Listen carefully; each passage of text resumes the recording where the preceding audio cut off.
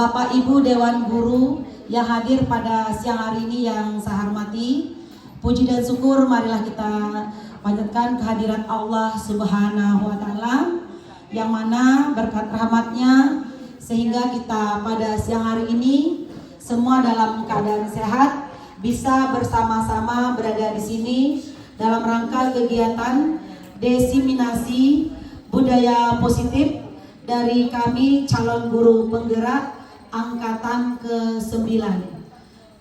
Salam beriring salam tidak lupa kita kirimkan kepada junjungan kita Nabi besar Muhammad Sallallahu Alaihi Wasallam, Nabi akhir zaman yang nanti kita harapkan syafaatnya di yaumil akhir. Baik Bapak Ibu, untuk mengawali acara kita pada siang hari ini, marilah kita sama-sama membaca lafaz basmalah. Bismillahirrahmanirrahim. Kita masuki acara yang pertama, kata sambutan dari Kepala SMA Negeri 1 Muko-Muko. Kepada Ibu Sisriani SPD MM dipersilakan.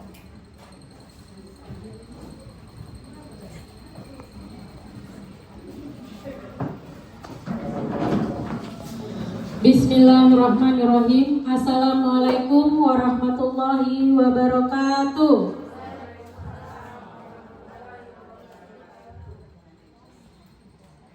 Semangat pagi, selamat siang menjelang sore Bapak Ibu. Terima kasih sampai saat ini kita masih diberi kekuatan oleh Allah Subhanahu wa Ta'ala untuk bisa mengikuti kegiatan kita selanjutnya, yaitu kegiatan aksi nyata calon guru penggerak angkatan ke-9 Kabupaten Muko-Muko dengan tema budaya positif. Salawat beriring salam tidak bosan-bosannya kita aturkan kepada junjungan kita Nabi besar Muhammad SAW, karena perjuangan beliau kita mendapatkan ilmu pengetahuan yang luar biasa hingga pada saat ini. Bapak Ibu yang saya hormati, Bapak Ibu Wakil Kepala Sekolah, Bapak Ibu Dewan Guru, staf tata usaha yang sudah berkenan hadir pada siang menjelang sore ini untuk mengikuti kegiatan kawan-kawan kita yang sedang berjuang di calon guru penggerak. Bapak Ibu, guru penggerak itu sudah sekarang memasuki angkatan ke-11. Nanti tanggal 20 berapa Bu Mempang terakhirnya? 27 terakhir pendaftaran calon guru penggerak angkatan 11. Kita lepaskan dulu ini sebuah proyek atau apapun, tapi yang jelas kita mungkin ambil saja ilmunya apa yang didapatkan di kegiatan guru penggerak. Bapak Ibu, terutama yang muda-muda, sudah saya sampaikan bahwa ayo semangat untuk ikut yang angkatan 11. Karena waktu pertemuan dari guru penggerak Balai Guru Penggerak Provinsi yang kebetulan saya hadir waktu itu, disampaikan bahwa untuk yang belum sertifikasi itu ada wacana nanti jika sudah lolos guru penggerak hanya mengikuti ujian PPG saja. Jadi pendidikannya itu sudah tidak lagi. Kemudian terakhir saya baca lagi, sampai tadi pagi saya buka internet, ini ada wacana juga, regulasinya belum ada sih sebenarnya, tapi berkemungkinan jika mungkin, kita berharap saja setelah punya sertifikat guru penggerak, insya Allah nanti diutamakan untuk lolos menjadi ASN. Kita berpikir positif saja, semoga itu terwujud. Kita berharap seperti itu. Bapak Ibu, kegiatan guru penggerak ini dilakukan selama kurang lebih 6 bulan. Dan dilihat dari teman-teman kita yang sudah lolos di angkatan 10 kemarin, mereka begitu mengikuti kegiatan, walaupun ada mengeluhnya, ada beratnya dan segala macamnya, tapi ketika Tuhan memberikan tugas kepada kita tentu bukan suatu hal yang sia-sia. Kemudian mari kita dukung teman-teman kita yang mau untuk maju. Mari kita berusaha untuk berubah. Kalau bukan kita siapa lagi? Kalau bukan sekarang kapan lagi? Bapak Ibu, imbas kita itu adalah anak-anak didik kita. Kita harus berubah kalau kita mau merubah anak-anak didik kita. Apa yang mau kita rubah? Jangan dulu mikir jauh-jauh. Yang pertama sekali adalah mindset kita. Mindset kita yang ingin berubah. Apa kita masih mau tergilas oleh zaman? Apa kita masih pakai pena, buku, kertas di zaman seera seglobalisasi ini? Apa nanti kata dunia luar? Kita sudah punya modal sebagai sekolah favorit. Seperti cerita saya tadi, anak yang dari zonanya jauh, dia berusaha supaya bisa masuk sekolah ini, alasan dia karena dia ingin belajar yang sesungguh-sungguhnya. Itu luar biasa Ibu, itu dari pikiran saya kalimat itu yang sulit saya melupakannya. Sekarang tanya hati kita, apakah kita sudah mampu untuk mewujudkan satu statement anak kita tadi itu? Nah, apa yang harus kita lakukan? Kita tidak usah melihat orang lain, kita tidak usah menilai orang lain, tapi kita lihat saja diri kita sendiri. Apapun yang terjadi, apapun yang dilakukan, apapun yang disampaikan oleh orang tentang apapun, tidak akan ada arti apa-apa kecuali dari diri kita sendiri. Mari kita dukung semangat teman-teman kita ini. Mari kita mengimbas ilmunya, semoga ilmunya juga melimpah sama kita. Insya Allah paling tidak ada persentase kita bisa menularkannya kepada anak didik kita. Itu yang bisa saya sampaikan. Dan terakhir saya berterima kasih kepada Ibu Meva dan Ibu Ice. Walaupun ini tugas, saya berharap ini semuanya memiliki keberkahan buat kita semua. Wabillahi taufiq wal hidayah. Wassalamualaikum warahmatullahi wabarakatuh.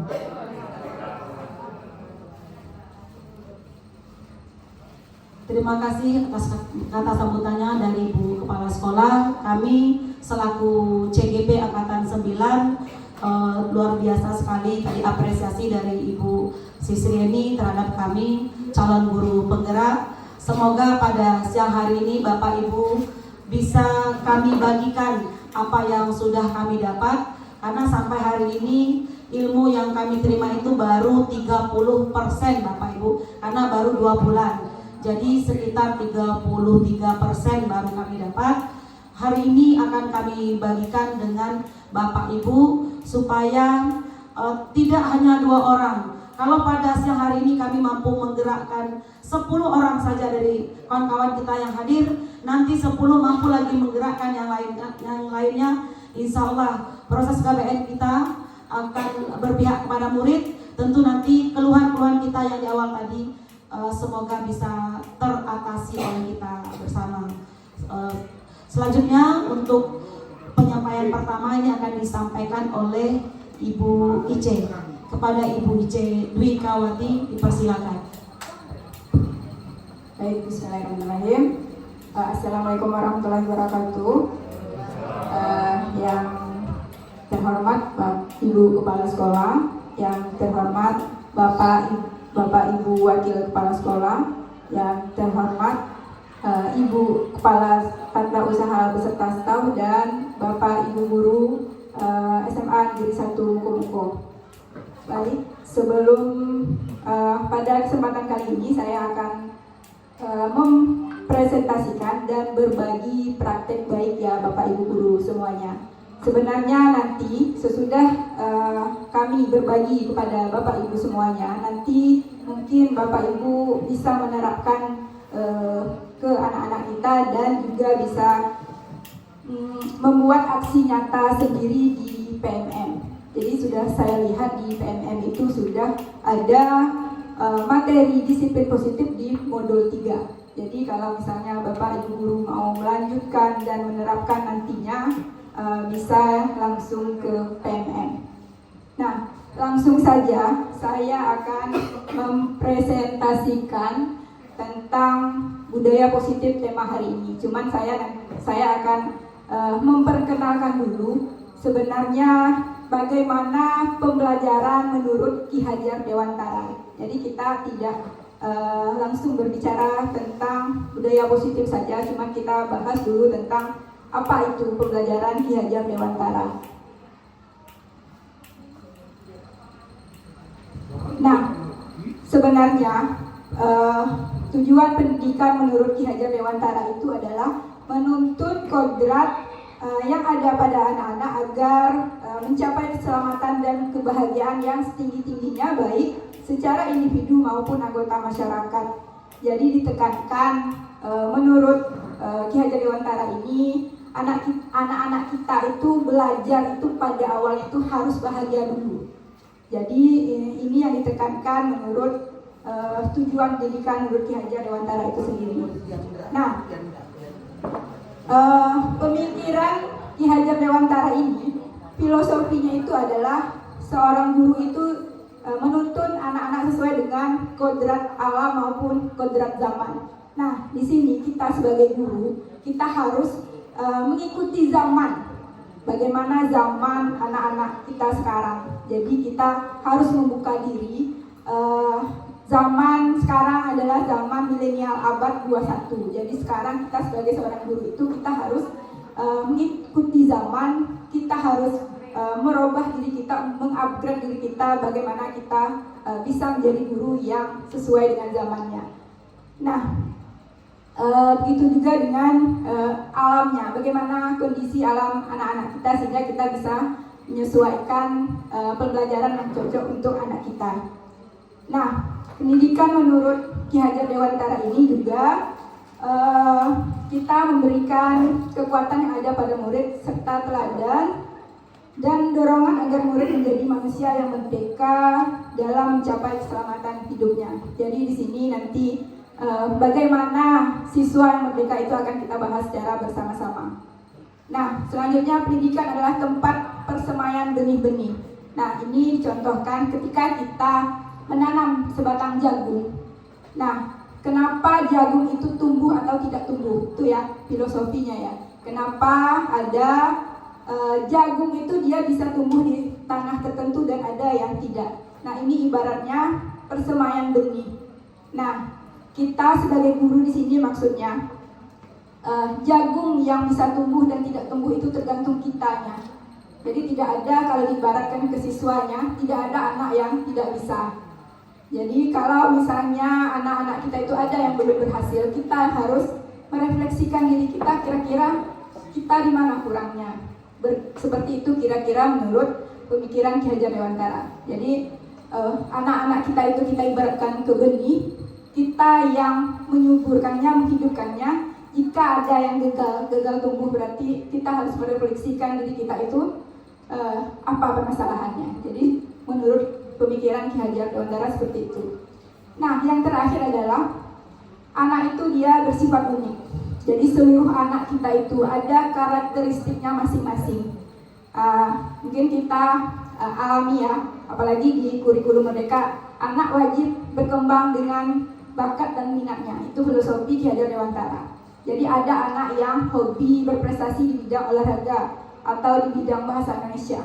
Jadi itu konsep kenapa setiap anak itu memiliki sifat yang unik dan kemampuan yang beragam. Nah, disinilah kita sebagai seorang guru, bagaimana kita menuntun anak-anak kita itu menjadi anak yang bisa berkembang sesuai dengan bakat alami yang mereka yang ada di dalam diri mereka. Nah, selanjutnya pada kesempatan kali ini kami akan berbagi tentang budaya positif. Nanti ada 6 poin yang dibahas. Ini lumayan banyak, cuma nanti kita ramping-rampingkan ya Bu ya. Nanti tidak terlalu lama, nanti kita ini bahas satu-satu. Yang pertama tentang disiplin positif, teori motivasi, keyakinan kelas, kebutuhan dasar manusia, dan segitiga restitusi. Ini nanti kita akan bahas satu persatu. Nah, sebelum kita bahas materi ini, saya mengajak Bapak Ibu semuanya untuk menonton sebuah video.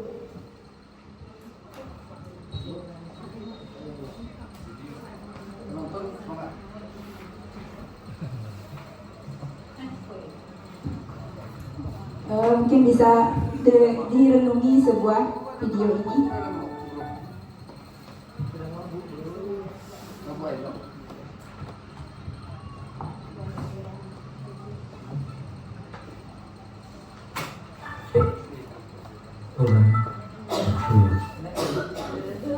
teacher, she said that she loved them all the same. What was it? It was a little boy named Teddy Stalin.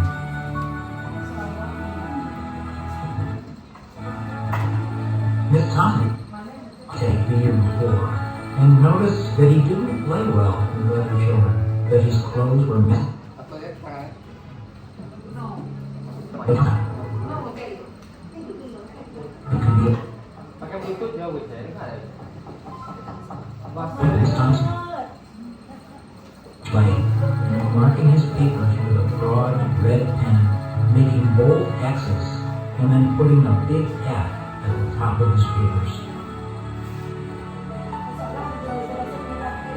At the school where Miss Thompson taught, she was required to review each child's past records, and she put Teddy's on until the last.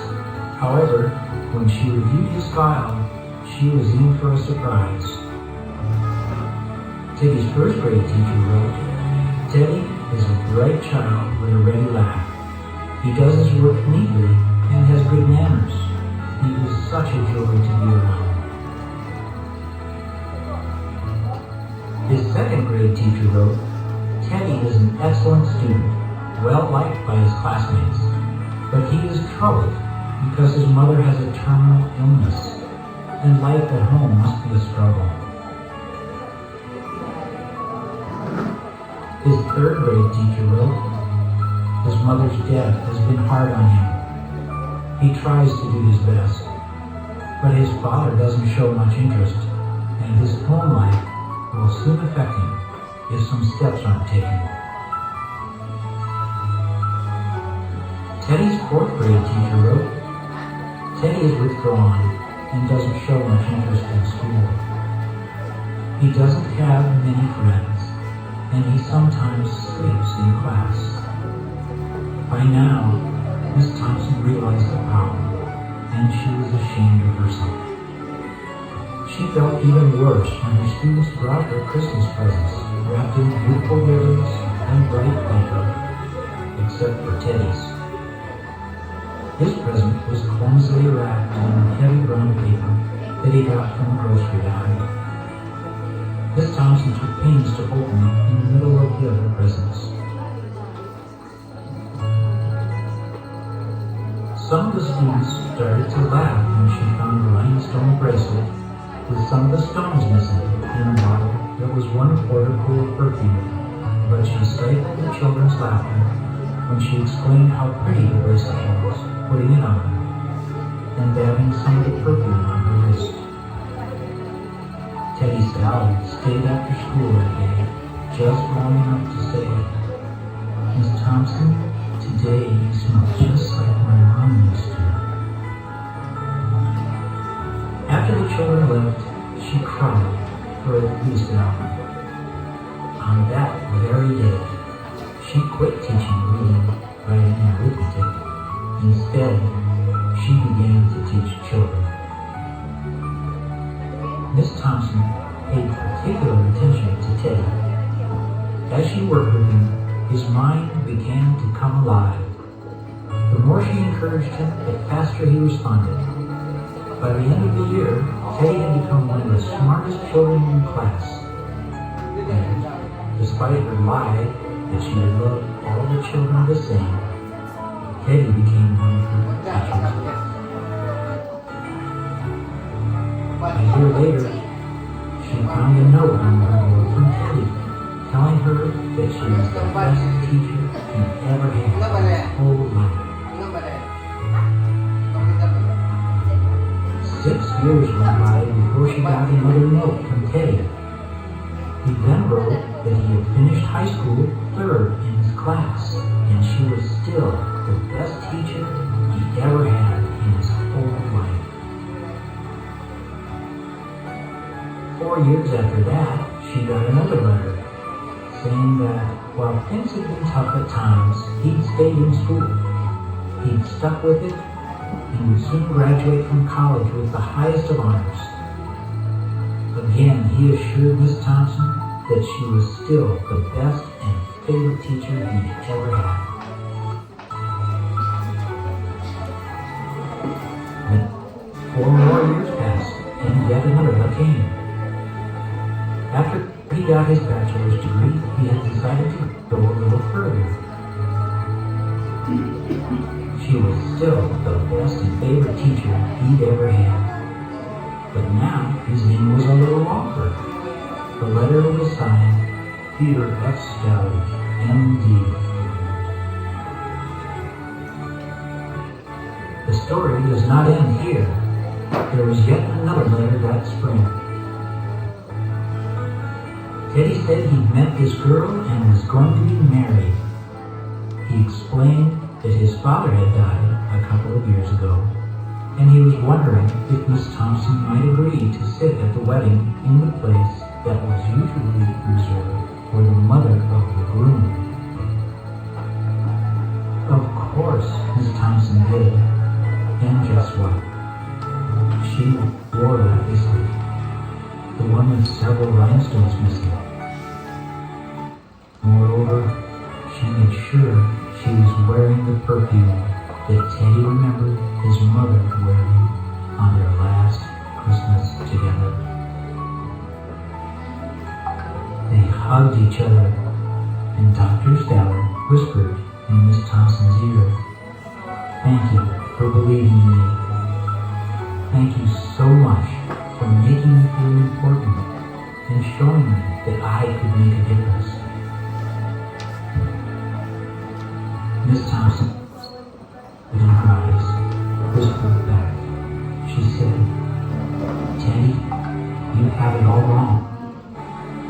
You were the one who taught me that I could make a difference. I didn't know how to teach until I met you."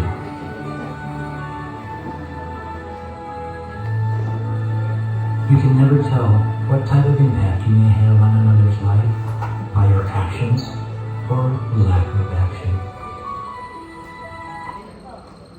Please act intervention through life and just try to make a difference in someone else's life today.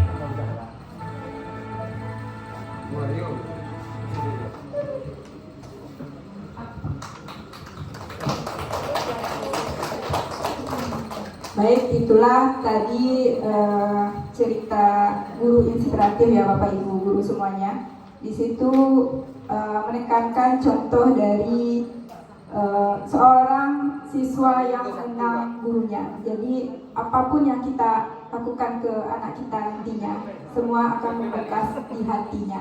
Jadi mulai hari ini kita bisa berpikir kembali di mana kira-kira kita memperlakukan semua anak didik kita. Itu yang kita maknai dari video tadi. Nah, dari video tadi kita berharap kita bisa merubah paradigma pola pikir kita. Nah, kita akan bahas ini satu persatu tentang merubah paradigma. Ini kita contohkan kegiatan kepalan tangan. Ya, ini kira-kira kita mengepalkan tangan. Ada contohnya saya dan Bapak Ibu guru, contohnya A dan B. Nah, saya mengepalkan tangan. Ini contohnya ya, sobeklah sebuah kertas.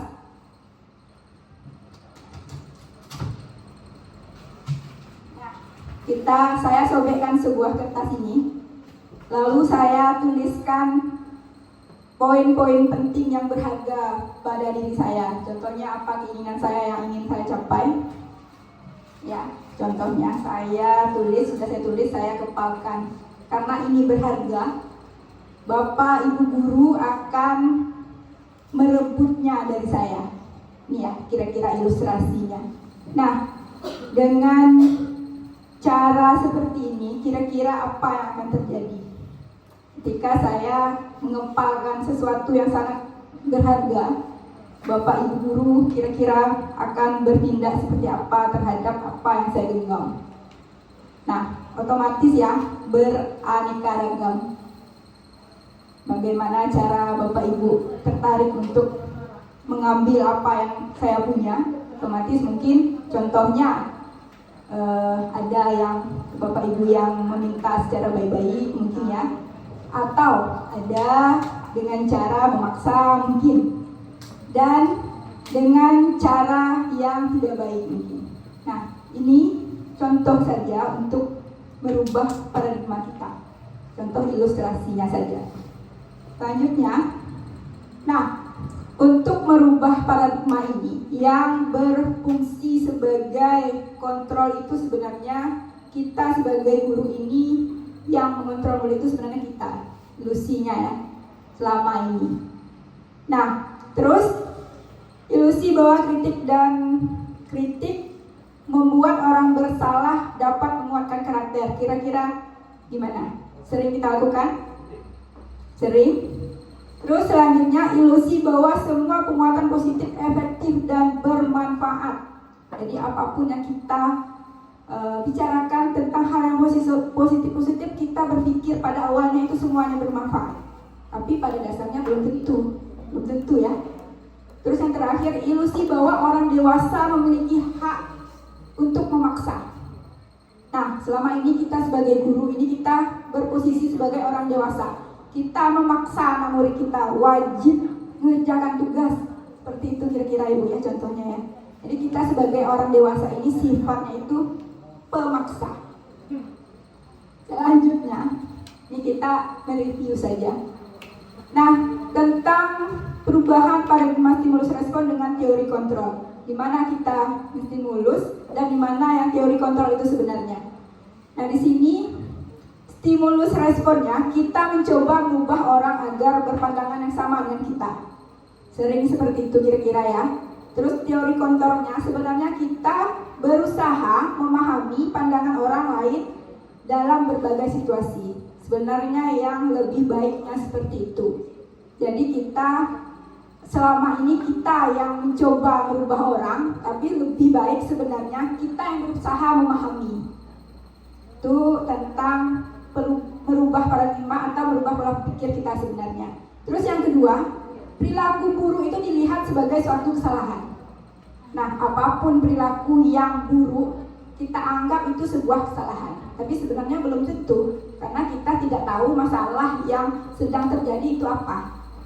Nah, sehingga semua perilaku, apapun perilakunya itu sebenarnya memiliki tujuan. Contoh, ada anak kita yang melanggar peraturan sebenarnya.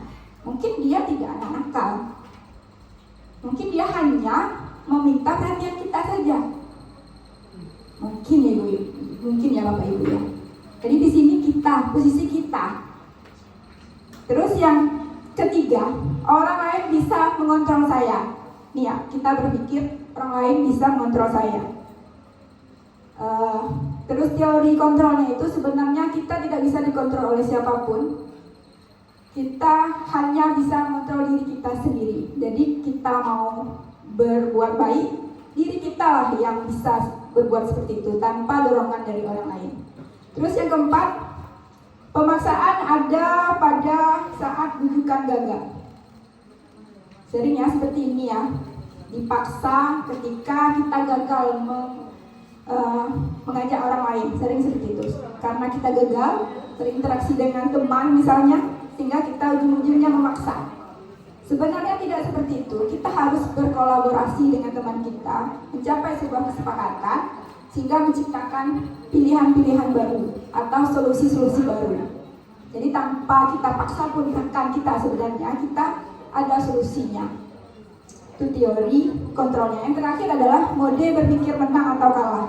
Apapun yang kita lakukan sebenarnya ada tujuannya. Misalnya kita ikut olimpiade, kita wajib menang atau kalah biasanya. Cuman sebenarnya pada awalnya kita memang harus berpikir menang sebenarnya. Tidak boleh berpikirnya menang urusan nanti, kalah yang penting maju. Nggak boleh seperti itu. Yang jelas kita harus berpikir positif dulu. Namanya kita ikut sebuah kegiatan, kita harus berpikir positif untuk menang. Nah, jadi di sini kita merubah pola pikir kita sebenarnya. Terus selanjutnya kita langsung ke makna disiplin. Apa itu disiplin kira-kira Bapak Ibu Guru? Disiplin. Nah, kira-kira menurut Bapak Ibu guru disiplin itu apa? Kita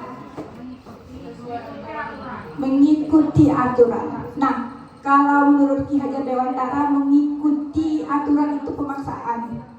Jadi kita tidak boleh sebenarnya memaksa. Intinya kata-kata di sini memaksa. Nah, kita rubah jadi disiplin di sini maksudnya ialah kita menggali potensi yang ada menuju sebuah tujuan agar kita bisa dihargai. Jadi kalau misalnya mungkin selama ini cara tutur kata kita mungkin yang banyak harus dirubah ya, Ibu Eva ya. Ya, itu mungkin nanti kita diskusikan kembali. Nah, nilai-nilai kebajikan universal ini, mungkin nilai-nilai kebajikan universal ini sudah kita terapkan karena kita kurikulum Merdeka ini adalah nilai-nilai kebajikan universal ini adalah nilai P5-nya. Bapak Ibu guru semuanya sudah tahu ya nilai P5 kita itu apa saja. P5 kita apa saja sudah tahu ya. Apa kira-kira Bapak Ibu guru? P5 kita beriman gitu ya, beriman, bertakwa pada Tuhan Yang Maha Esa, berakhlak mulia, mandiri, bernara kritis, berkebinekaan global dan gotong royong serta kreatif. Itu sebenarnya nilai-nilai kebajikan, nilai-nilai kebajikan universal. Sebenarnya kita sudah menerapkan, cuman kita baru karena masih beradaptasi.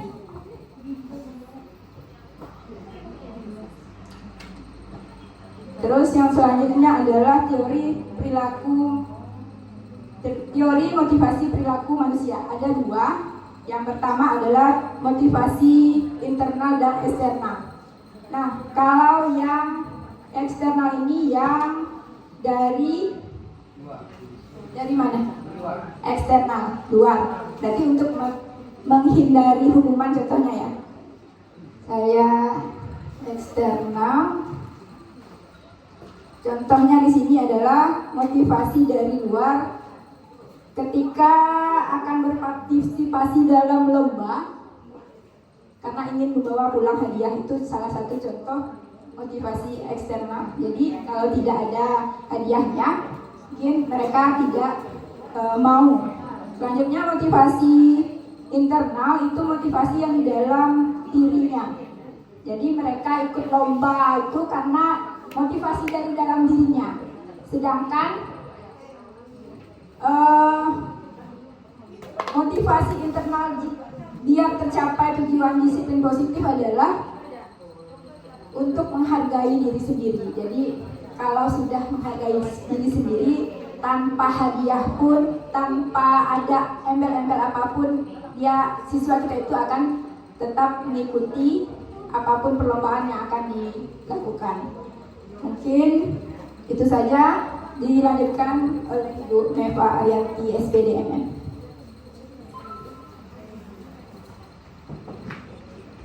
Baik Bapak Ibu, karena kami hari ini kegiatannya kolaborasi, satu sekolah itu ada 2 CGP, jadi diminta berkolaborasi saja, tidak 2 kali penyampaian.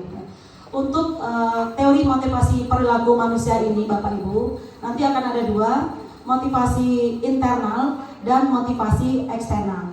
Motivasi eksternal ini bisa saja kita misalnya sebagai guru, kita mengikuti upacara bendera hanya karena kita ingin berada dalam zona nyaman, biar kita tidak kena tegur oleh kepala sekolah, biar kita tidak dianggap melanggar aturan sekolah, seperti itu kalau yang kita pribadi yang sebagai guru. Kemudian bisa jadi karena kita misalnya ikut suatu kegiatan karena ingin mendapat hadiah atau mendapat pujian. Yang dipentingkan sekarang ini adalah Bapak Ibu yang diminta bagaimana motivasi kita itu untuk melakukan suatu kegiatan, itu motivasi internal. Jadi benar-benar dari dalam diri kita, karena kita menghargai diri kita sendiri. Jadi kita datang Jumat religi, kita mengikuti upacara bendera, ikut perlombaan yang diadakan oleh sekolah, ikut kegiatan gotong royong, hadir maulid Nabi, atau semua kegiatan yang dilaksanakan oleh sekolah, murni kita lakukan karena motivasi internal kita. Karena kita merasa itu tanggung jawab dari kita. Nah, sama dengan siswa, itu juga yang kita harapkan.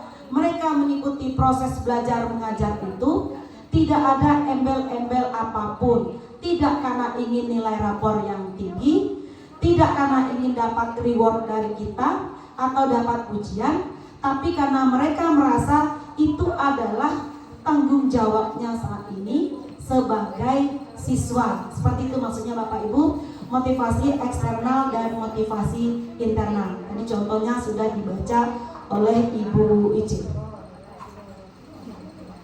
Baik Bapak Ibu, ini kata-kata merdeka tadi dari awal sudah disinggung oleh Bu Ice. Selama ini coba kita melihat pembelajaran yang kita lakukan. Apakah sudah berpusat kepada siswa atau berpusat kepada guru pembelajaran kita?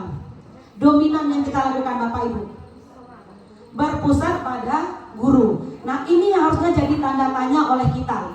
Siswa dari pagi 7.30 sampai nanti jam 2 duduk di dalam kelas dengan kita bergantian masuk sebagai guru mata pelajaran. Apakah itu sudah memberikan keberpihakan terhadap murid kita? Karena kita menuntut ini kan, ketika kita masuk kita menjelaskan, kita minta siswa kita benar-benar memperhatikan ketika mengajar. Tapi kita tidak memperhatikan apa yang mereka butuhkan. Jadi bisa Bapak Ibu, untuk yang siswa ini kata-kata merdeka ini berkiajar itu adalah artinya tidak hanya terlepas dari perintah, akan tetapi juga cakap buat memerintah diri sendiri. Jadi siswa kita juga harus merdeka, kita juga harus merdeka sebagai guru Bapak Ibu. Jadi ciptakanlah proses belajar mengajar kita itu yang berpihak pada murid, buat murid kita merasa nyaman. Bisa Bapak Ibu tambah dengan ice breaking, atau perhatikan kebutuhan mereka. Ini kan kita satu saja model yang kita ajarkan. Kita masuk, kita menjelaskan. Seperti itu kan Bapak Ibu. Coba kalau kita yang menempati posisi mereka, sekian jam duduk itu, mungkin juga kita akan merasa jenuh dengan proses yang seperti itu. Harusnya kita selingi proses pembelajaran kita. Biar artinya kita sebagai guru merdeka, siswa kita juga merdeka sama proses pembelajarannya itu.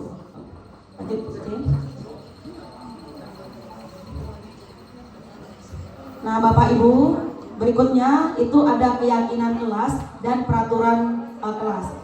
Bapak Ibu, selama ini yang ada di kita itu kan peraturan kelas yang Bapak yang kita buat di sekolah kita itu sebagai wali kelas kan peraturan kelas.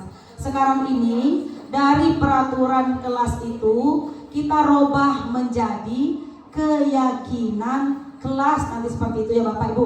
Kita jadikan peraturan-peraturan yang ada dalam kelas itu menjadi keyakinan kelas. Keyakinan kelas ini merujuk kepada nilai universal yang sudah disampaikan oleh Ibu Ice tadi. Jadi kalau ditanya sekarang, apakah keyakinan kelas dan peraturan kelas itu ada hal yang sama? Ada hal yang sama Bapak Ibu? Sama atau tidak peraturan dengan keyakinan? Apa bedanya peraturan dengan keyakinan? Apa beda peraturan itu Bapak Ibu dengan keyakinan? Atau dengan contoh boleh Bapak Ibu? Ini maksudnya peraturan, kalau yang ini keyakinan, silakan. Kalau keyakinan bagaimana Bu? Hal yang diinginkan. Hal yang diinginkan dari diri sendiri. Itu yang mana Bu Fadia? Keyakinan. Kalau peraturan? Oke. Berarti kalau peraturan itu yang sudah ada Bapak Ibu, tapi tinggal kita jalankan.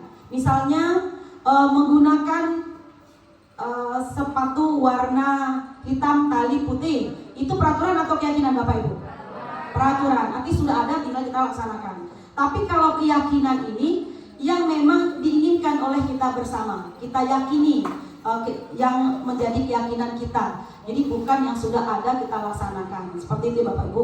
Jadi peraturan yang ada nanti di kelas kita ataupun di sekolah kita, mari kita robah menjadi keyakinan kelas dan menjadi keyakinan sekolah. Seperti itu ya Bapak Ibu. Nah sekarang untuk nilai kebajikan atau keyakinan yang ingin kita angkat dari peraturan-peraturan berikut ini. Nah tadi sudah disampaikan ini. Misalnya kita menggunakan helm saat mengendarai motor. Apa yang nilai keyakinan yang kita harapkan dari menggunakan helm saat mengendarai motor ini Bapak Ibu? Bu Eni. Berarti menjaga keselamatan kata Weni. Apalagi Bapak Ibu? Apalagi? Putri? Terhindar dari panas debu untuk kesehatan berarti Putri ya. Silakan Bapak Ibu.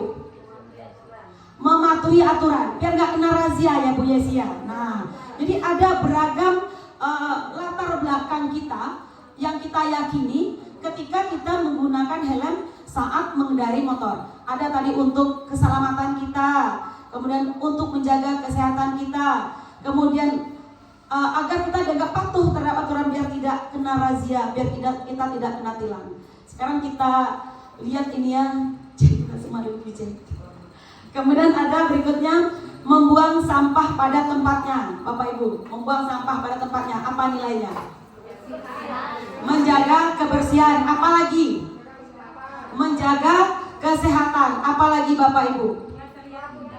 Biar terlihat indah. Nah, jadi banyak nilai yang kita yakini dari membuang sampah pada tempatnya. Jadi banyak nilai yang kita yakini. Kemudian yang berikutnya, dilarang menggunakan kata-kata kasar.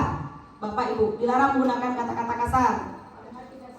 Menjaga kesopanan, apalagi? Tidak menyakiti orang lain. Apalagi? Kita tidak berkata kasar itu apa tujuannya itu? Nilai yang kita yakini. Menghormati orang lain atau menghargai orang lain. Nah, kita jawab ininya ya. Nah, berarti kita menggunakan helm itu bukan karena kita takut kena razia, bukan hal yang lain, tapi untuk keselamatan atau menjaga kesehatan kita. Kemudian membuang sampah pada tempatnya, sebenarnya banyak jawabannya. Ini diambil yang umum yaitu menjaga kebersihan. Kemudian dilarang menggunakan kata kasar, itu bersikap positif ataupun hormat. Kemudian berikutnya Bapak Ibu,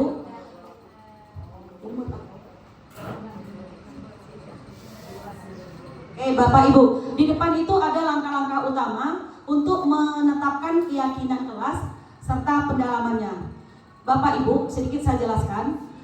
Peraturan kelas itu kan begini maksudnya. Kita pakai kelas dulu ya Bapak Ibu, tidak sekolah. Peraturan kelas itu misalnya tidak mencoret-coret meja. Misalnya itu peraturan kelas kan selama ini kita buat. Misalnya tidak membuang sampah sembarangan. Kemudian apalagi Bapak Ibu wali kelas peraturan di kelasnya? Gimana Bu Arini? Membuka sepatu ketika masuk kelas. Nah, itu namanya peraturan kelas kita. Nah, peraturan-peraturan yang ada itu sekarang ini akan kita rubah menjadi keyakinan kelas. Keyakinan kelas ini nanti begini Bapak Ibu. Ketika kita tadi misalnya apa yang mau kita ambil ya? Misalnya membuang sampah pada tempatnya. Membuang sampah pada tempatnya itu kan termasuk nilai universalnya adalah bertanggung jawab atau disiplin, itu pasnya nilai universalnya. Misalnya bertanggung jawab seperti itu ya Bapak Ibu. Jadi misalnya membuang sampah pada tempatnya, mengerjakan PR tepat waktu, itu kan item-item bertanggung jawab. Berarti keyakinannya adalah yang bertanggung jawab, itu yang keyakinannya. Peraturannya yang itu tadi. Nah, sekarang dari peraturan-peraturan itu nanti akan kita kumpulkan menjadi satu. Bisa dalam disiplin, nilai universal tadi bertanggung jawab, kemudian religius, kemudian berkolaborasi atau bekerja sama. Itu adalah item keyakinan kelas dari nilai universal tadi.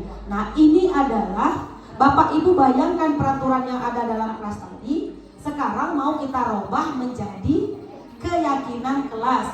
Nah, mana urutan yang pas? Nanti kan kita akan merubah ini peraturan yang di kelas kita yang sudah ada akan kita rubah menjadi keyakinan kelas. Silakan Bapak Ibu, yang mana yang urutan yang pertama? Yang mana yang pertama Bapak Ibu? Berdiskusi yang mana? Berdiskusi kan dua Bapak Ibu. Tiga. Yang mana nomor satu Bapak Ibu? Berdiskusi mengenai gambaran seluruh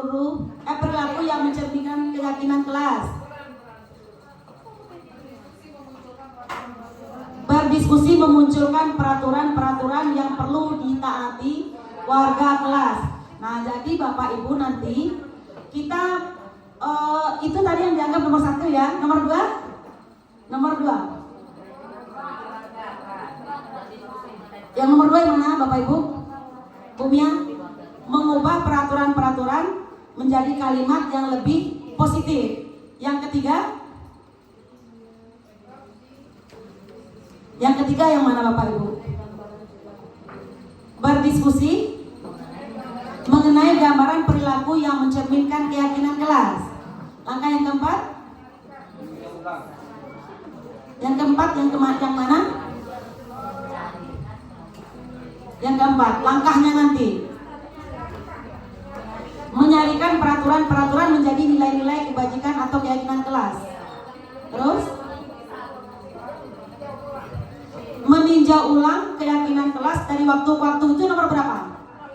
Yang terakhir, yang 5 yang mana? Berdiskusi mengenai peran seluruh warga kelas. Kita buka itu Bu Ice. Jadi yang nomor 6 betul tadi ya Bapak Ibu. Nomor 1 juga betul.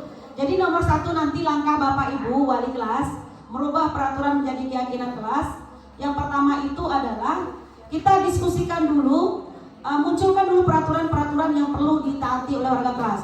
Kita minta semua warga kelas kita, siswa kita, untuk membuat masing-masing satu peraturan yang ingin kita munculkan. Silakan mereka nanti membuat. Itu kan aspirasinya mereka. Misalnya tidak makan saat belajar, tidak bermain HP saat belajar. Biarkan mereka yang membuatnya. Setelah itu kita kumpulkan di depan yang sudah dituliskan oleh siswa kita tadi. Baru kita lanjut langkah yang kedua nanti, mengubah peraturan-peraturan tersebut menjadi kalimat yang lebih positif. Jadi misalnya tidak membuang sampah sembarangan. IT tidak menggunakan seperti itu ya Bapak Ibu. Kita buat buanglah sampah pada tempatnya. Jadi seperti itu. Kemudian apa lagi? Terima kasih sudah membuang sampah. Boleh seperti itu Bu Areli. Yang penting tidak menggunakan kata negatif.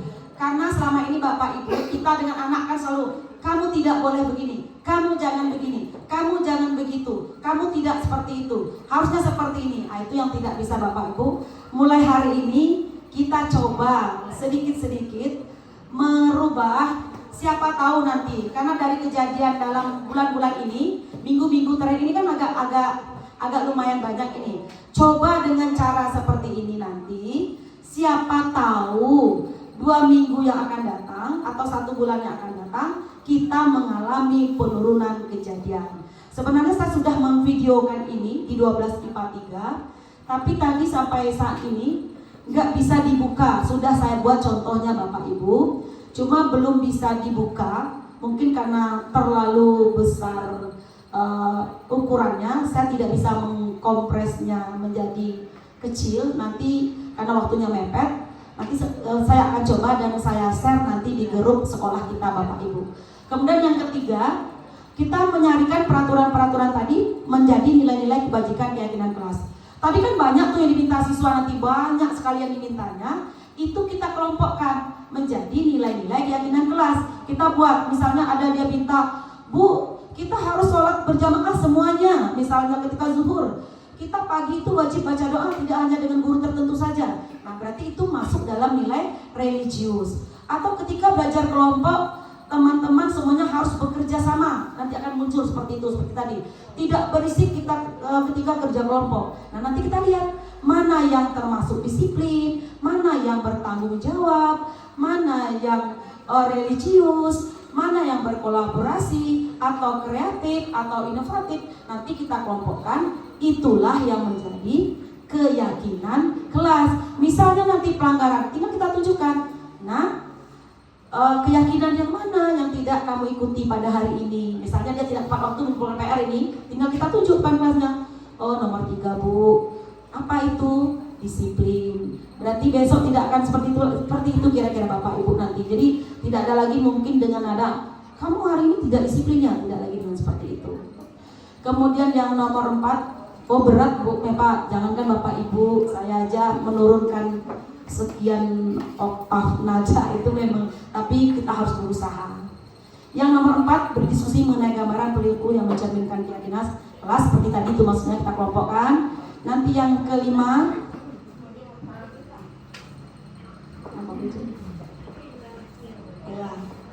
yang kelima kita berdiskusi mengenai peraturan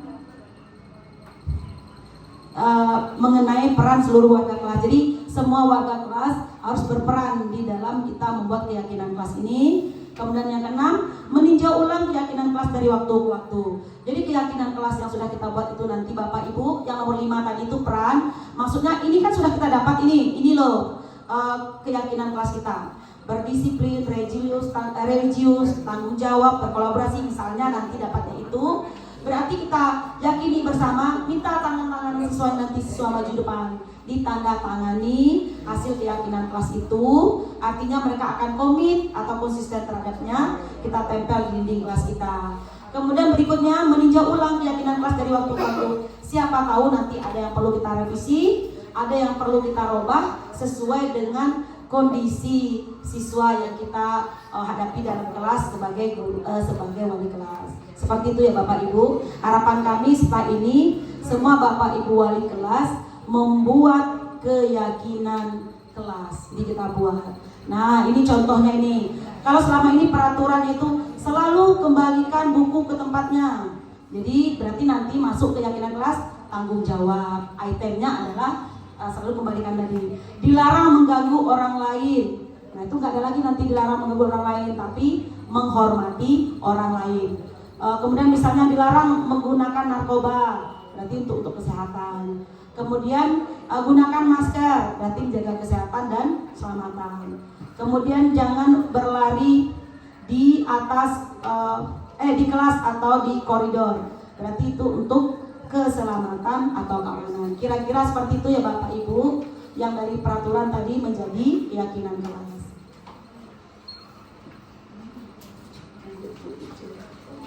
Nah, ini Bapak Ibu, ini yang perlu kita benar-benar bahas selama ini. Kita selalu bertanya-tanya, kita sudah menyelesaikan masalah kita dengan siswa, tapi kok besok terulang lagi, bahkan kadang dengan orang yang sama, dengan kejadian yang sama. Kadang kejadiannya sama ini, kemudian orangnya juga sama pelakunya. Kenapa bisa seperti itu? Ini harus kita lihat dulu Bapak Ibu. Apakah tindakan yang kita berikan kepada anak kita ketika melakukan sesuatu itu, melakukan suatu tindakan itu sebagai hukuman atau sebagai konsekuensi terhadap yang dilakukannya. Berarti kita harus bedakan dulu ini, apa itu hukuman, apa itu konsekuensi. Ayo Bapak Ibu, apa itu hukuman, apa itu konsekuensi? Siapa yang ingin memberikan pendapatnya? Hukuman dia paksaan, konsekuensi dia tidak perlu kesadaran karena saya bikin hal ini, saya konsekuensinya saya harus dia telah mengerjakannya. Ulang boleh. Berarti kalau konsekuensi dia dari dalam diri sendiri. Berarti dari dalam sendiri dia bertanggung jawab terhadap apa yang dilakukan. Konsekuensi. Kalau hukuman terpaksa. Misalnya apa boleh yang terpaksa ini tadi? Lari keliling lapangan. Nah, nanti sekarang ini Bapak Ibu, kita sama-sama sekarang kita lihat contohnya. Nanti kita akan, betul kata Bu Lita tadi, kalau konsekuensi itu dia merasa melakukan itu tanggung jawabnya terhadap tindakan yang sudah lakukan tadi. Tapi kalau hukuman adalah yang kita berikan terhadap mereka itu bisa jadi mereka terpaksa untuk melaksanakannya, dan dampaknya Bapak Ibu, semuanya ada dampak. Kalau hukuman Bapak Ibu bisa terkenang sepanjang hayat oleh siswa kita, diingatnya terus kata-kata kita, tindakan kita. Tapi kalau konsekuensi yang kita berikan hanya mereka saat itu saja nanti. Nah, tinggal kita lihat apakah yang selama ini kita lakukan itu hukuman atau konsekuensi. Misal Bapak Ibu, siswa tidak membuat tugas kita, misalnya kita seluruh mereka lari 2 keliling lapangan, itu hukuman atau konsekuensi? Tergantung gimana Bu Arnel? Jadi di awal dikasih tahu anak-anak, seandainya kalian tidak mengerjakan tugas, hukuman atau konsekuensi apa yang harus kalian inginkan, apa konsekuensinya dari tindakan kalian? Kita berikan opsi memberikan, misalkan kayak saya juga suka pakai yang Tetapi itu konsekuensi. Bahwa mereka tahu, Bu, 5 ya Bu. 5 pusat ya Bu kalau nggak ngerjakan tugas. 5, udah tahu mereka. 5. Sekalian kalau misalkan kita kan yang saya suruh itu juga, saya mengerti betul itu orang yang kuat, yang nggak pingsan gara-gara hanya sampai cuma 5. Jadi tergantung dari kesepakatan kita ketika kita memberikan konsekuensi dari tindakan yang mereka lakukan. Misalkan kalau mereka bisa mengerjakan PR, selain misalkan pusat apa lagi yang harus dilakukan? Bu, saya ganti ya Bu, saya nggak push up, tapi saya ini. Dan itu kesepakatannya di awal ketika kita belajar. Yep. Sekarang pertanyaan itu konsekuensi Atau hukuman. Makanya saya bilang kan dari kesepakatan awal itu kan kalau segala tergantung berarti bukan begini Pak, kita kan sudah ada konsensus dengan anak tadi. Nah, udah ada konsensus, jadi kalau menurut saya kalau yang saya lakukan itu konsekuensi dari tindakan mereka. Bu Anneli menganggap konsekuensi Bapak Ibu karena sudah ada kesepakatan sebelumnya. Yang lainnya Bapak Ibu, apakah itu hukuman atau konsekuensi? Misalnya tadi, masih yang tadi kita belum pindah, kita belum ke contoh ini. Misalnya anak tidak mengumpulkan PR atau tidak mengerjakan tugas kita, pagi ini masuk jam Pak Yan misalnya.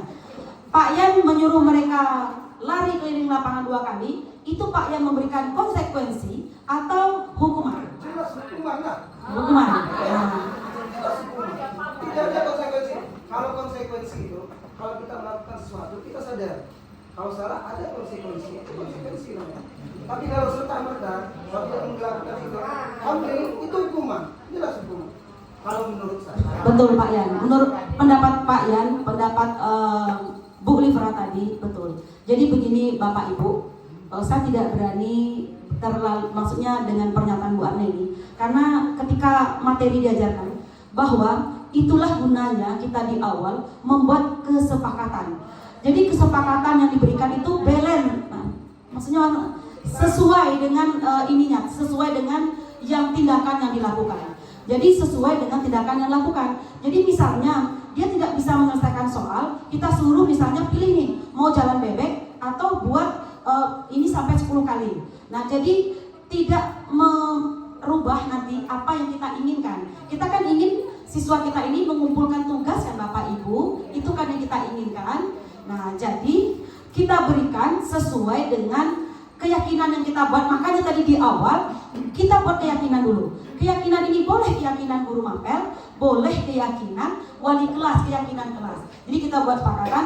Jadi nanti kesepakatan yang kawan-kawan guru buat, termasuk Bu Anneli tadi, jadi pilihannya tidak begitu nanti Bapak Ibu. Tidak seperti itu pilihannya. Jadi kita sesuaikan dengan apa nih maunya kita. Misalnya dia tidak mengumpulkan PR, mungkin kita minta dia mengerjakan PR itu tadi. Bagaimana caranya? Atau dia terlambat 15 menit, tetap kita izinkan masuk. Misalnya ada tugas nih, setelah waktu berakhir, dia tetap berada di jam 1 berada dalam kelas. Apa tugasnya? Menyelesaikan ketinggalannya tadi. Nah, itu supaya menjadi konsekuensi tindakan kita. Sekarang misalnya dia terlambat jam olahraga PJOK, misalnya terlambat ini. Kita suruh dia lari keliling lapangan 2 kali. Dia terlambat ini jam PJOK datang hadir. Itu konsekuensi atau hukuman? Kenapa konsekuensi? Yang pilih konsekuensi. Gimana Bu Anneli? Sesuai dengan mapelnya olahraga. Hukuman Pak Ampera. Pak Ampera bilang hukuman. Mana? Tadi dengan perjanjian tadi. Jadi dia sadar kalau dia terlambat dia akan lari. Nah, sekarang mata pelajarannya PJOK ini. PJOK itu kalau di awal ngapain dulu biasanya? Pemanasan itu kan gerak-gerak lari seperti itu kan? Berarti kita meminta lari 2 keliling tadi, itu konsekuensi atau hukuman? Konsekuensi. Nah, jadi seperti itu Bapak. Kita lihat contoh yang pertama ini. Nanti bukanya terakhir aja Bu C. Mencatat 100 kali. Terkadang betul dia disampaikan tadi. Tergantung keyakinan itu. Pandangan anak itu hukuman, tapi kita konsekuensi. Ketika nanti ada ANBA, asesmen, dia mengatakan bahwa itu hukuman, padahal itu suatu konsekuensi. Kan begitu. Artinya pandangan dari mana nanti itu sebagai konsekuensi dan itu sebagai hukuman. Karena kalau kita mengatakan itu konsekuensi, berarti itu sesuai dengan harapan kita. Tetapi kalau anak itu aku pasti diukur 5 kali lapangan kan begitu. Artinya dari itu juga tergantung dari keyakinan masing-masing. Nah, Pak Seto, terima kasih Pak Yan. Pak Seto. Ya karena di master saya, jadi kalau anak itu terlambat, dia langsung lari, itu konsekuensi. Tapi kalau dia diam saja, kita perintah baru hukuman. Oh, seperti itu maksud Pak. Nunggu kesadarannya maksudnya. Tapi kalau dia itu konsekuensinya. Nah, artinya Bapak Ibu, langkah awal kita nanti adalah membuat keyakinan kelas. Nah, kita buat keyakinan kelas sebagai guru mater dan sebagai wali kelas. Kalau guru mater berarti kan yang pas kitanya ini. Kemudian kita lanjut Bapak Ibu, mencatat 100 kali di dalam buku kalimat saya tidak akan terlambat lagi karena terlambat ke sekolah. Itu hukuman atau konsekuensi? Nggak usah dibuka dulu sih. Hukuman berarti ya? Hukuman?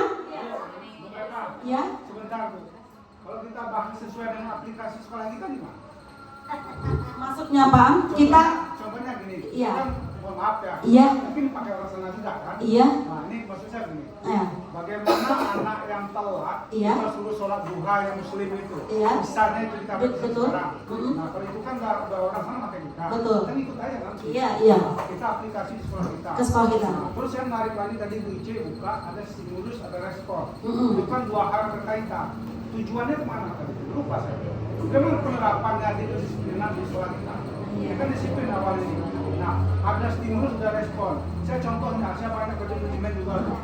Kalau anjing, maaf ya contoh ini, kalau anjing yang sudah kita kurung di dalam tempat kerangkengnya, lalu di luar ini kita letakkan satu buah seonggok daging sudah kita bakar, kan meleleh air liur si anjing itu kena direspon, distimulus oleh bau daging ini. Kan begitu tertariknya itu. Nah, maksud saya aplikasi itu ke sekolah kita, Bu, sebab sekolah kita ini datangnya dari ujung-ujung semua yang susah kita atur. Nah, kalau nanti kita membuat dari keyakinan, disiplin, aturan segala macam, kita manut-manut saja. Nah, contohnya kelas 10 sekarang saja, luar biasa tinggal lakunya. Kalau masih konsekuensi, rasanya kita susah. Apalagi Bu, mungkin ada nih ya, kayak tadi saya tidak berhenti sampai pada push-up. Terus konsekuensi akhirnya dia harus mengumpulkan tugas. Makanya opsinya itu kalau tugas ini berapa ada tindak lanjutnya itu. Dan kalau menurut saya walaupun mungkin tidak ada kaitannya dengan mata pelajaran saya, tapi saya pikir kalau misalkan jam pertama saya suruh dia push-up itu biar fresh gitu ya. Dan mereka tidak selama ini memang mereka tidak keberatan karena cuma 5. Kadang-kadang mereka tambah Bu, gitu kan 10. Pusat tuh, tetap itu bukan fresh namanya. Dia mau nunjukin sama saya di dalam itu Frustasi. terus satu lagi tadi makanan. Jadi memang kita harus membuat kayak konsekuensi itu harus ada yang bersifat umum yang sesuai dengan aturan sekolah secara umum. Ada juga konsekuensi khusus yang memang harus diaplikasikan oleh misalkan wali kelas atau oleh guru bidang. Jadi harus ada contoh-contoh nyata dari konsekuensi yang bisa kita tunjukkan supaya nanti ada keseragaman, tidak bukan keseragaman dan tapi standar itu tidak, tapi tidak menimbulkan perpanjangan di luar sana. Jadi begini Bapak Ibu, tujuan kita setelah ini kan nanti akan membuat peraturan sekolah kita menjadi keyakinan, kan itu tujuan kita. Kalau kita mau bahas peraturan kita, nanti kita bukan diseminasikan menjadinya nanti. Itu maksud seperti itu. Tujuan akhir kita nanti, peraturan yang ada di sekolah kita ini kan diminta nanti bagaimana itu berubah menjadi konsekuensi. Kalau pesimisnya kita, sebelum Pak Ampera menyampaikan, kami pun di dalam grup itu sudah menyampaikan tidak mungkin ini akan terrealisasi, tidak mungkin seperti ini karena semua akan bocor, karena anak kami begini, karena situasi sekolah kami begini. Keluh kesah itu sudah kami sampaikan, tapi tetap jawaban dari fasilitator kita tidak pesimis, kita belum mencoba. Maka tadi dengan kejadian 2 minggu terakhir yang memang luar biasa kita hadapi ini, kita coba merubah. Nanti membimbing anak-anak itu ada materi terakhir segitiga restitusi. Kita tidak lagi, kita ini kan nanti kita akan melihat posisi kontrol yang kita lakukan itu apakah sebagai penghukum atau sebagai pembuat rasa bersalah atau sebagai manajer. Nanti kita akan lihat posisi yang kita lakukan menyelesaikan kasus siswa selama ini, di mana posisi kita, bagaimana hasilnya selama ini kita lakukan. Kita mencoba, siapa tahu nanti setelah ini, setelah kita coba, setelah kita lakukan masih tidak ada perubahan, baru nanti akan kita lihat. Jadi tujuan kita seperti itu. Nanti bisa kita contohkan dengan keadaan sekolah kita. Misalnya apa yang kita mau? Siswa datang terlambat. Berarti kan ada keyakinannya apa itu? Tidak disiplin kan Bapak Ibu? Nanti kita akan sampaikan. Kan tujuan akhirnya nanti keyakinan sekolah. Setelah dapat keyakinan kelas semuanya 27 kelas, nanti dari keyakinan kelas ini akan kita angkat, akan kita satukan, akan menjadi keyakinan sekolah. Bukan lagi tata tertib atau peraturan sekolah, tetapi akan menjadi keyakinan sekolah. Karena itu terhimpun dari siswa, dari inginnya mereka. Karena saya sudah mencoba 12 IPA 3 Bapak Ibu, itu memang dari mereka. Misalnya aktif dalam kelompok, tidak membuang sampah dalam laci, memang dari mereka menyebutkan. Dan alhamdulillah seminggu setelah dicoba di 12 IPA 3 itu hari Kamis yang lalu, tadi kan saya masuk lagi dan itu sudah mengalami perubahan. Biasanya bagi kelompok saja luar biasa susahnya. Tidak mau sekelompok dengan ini, tidak mau dengan yang ini, tidak mau dengan ini, nanti dia tidak aktif, dia tidak berperan. Dan setelah ada keyakinan kelas itu saling menghargai, kemudian bertanggung jawab, alhamdulillah bagi kelompoknya tidak ada lagi saya bertemu seperti itu untuk hari ini tadi. Artinya ada perubahan, walaupun tidak begitu besar dan memang belum saya coba di kelas lain Bapak Ibu. Saya tidak berani plus semua kelas nanti, karena memang baru saya coba di dalam satu kelas. Nanti setelah ini kita runut peraturan kelas kita lihat nanti peraturan sekolah kita robah menjadi keyakinan kelas.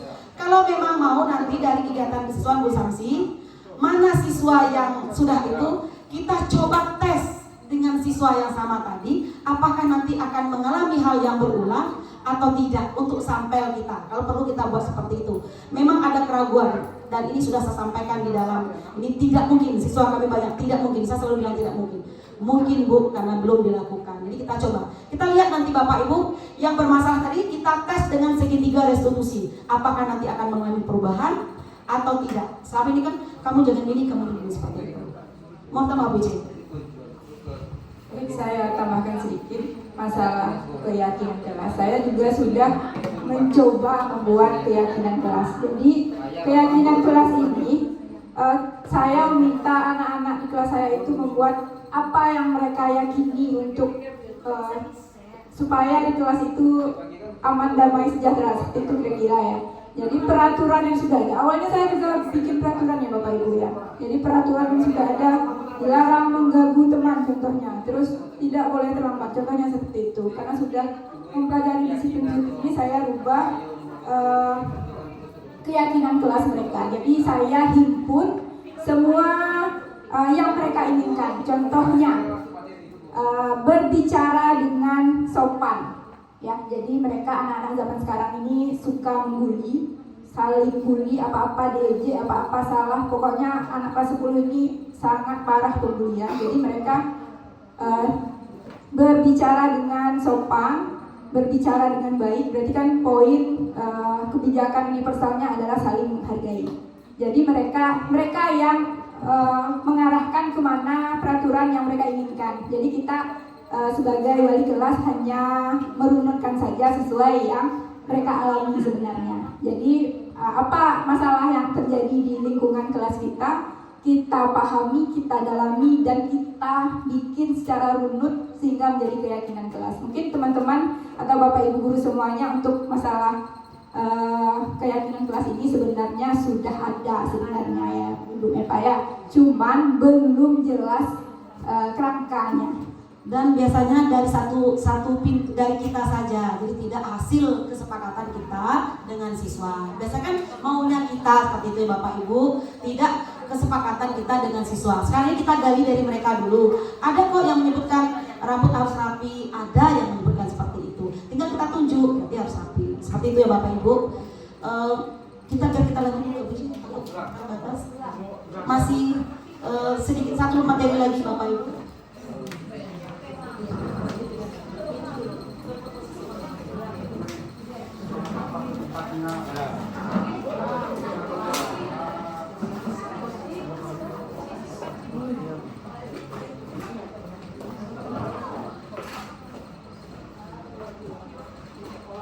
Bapak Ibu kami lanjutkan, nggak apa-apa yang ada saja tetap kami akan lanjutkan karena apa yang kami dapat diminta harus dibagikan. Setelahnya ini nanti ya tinggal pelaksanaannya. Jadi 5 posisi kontrol kita ini yang pertama adalah sebagai penghukum. Maksudnya sebagai penghukum ini Bapak Ibu kita hanya memberi hukuman langsung. Misalnya kamu tidak menggunakan pakaian seragam sesuai dengan hari ini. Jadi kita itu dianggap sebagai penghukum. Agak diperbesar Bu Ice. Jadi tinggal kita lihat sekarang ini kita posisinya di mana ya Bapak Ibu? Di atas tadi Bu Ice. Ya misalnya nanti tinggal kita lihat Bapak Ibu kita ini selama ini dalam posisi yang mana. Ini yang pertama sebagai posisi penghukum. Itu contohnya Bapak Ibu ya, yang sebagai penghukum itu bisa guru berkata misalnya, kalau kamu tidak melakukannya, awas ya nanti rasakan. Nah, Ibu turunkan nilainya. Atau misalnya nanti apa yang kita sebut itu sebagai penghukum. Kalau memang kita menyebutkan kata-kata yang seperti itu. Nah hasilnya nanti Bapak Ibu, kalau kita sebagai penghukum ini, hasil akhirnya nanti hanya membuat murid akan memberontak, kemudian hanya menyalahkan orang lain dan dia akan berbohong dengan kita. Betul Bu Mia, seperti itu realitanya. Kalau kita sebagai posisi kita sebagai penghukum Bapak Ibu. Kemudian kalau kita sebagai pembuat orang bersalah, biasanya kan kita akan mengatakan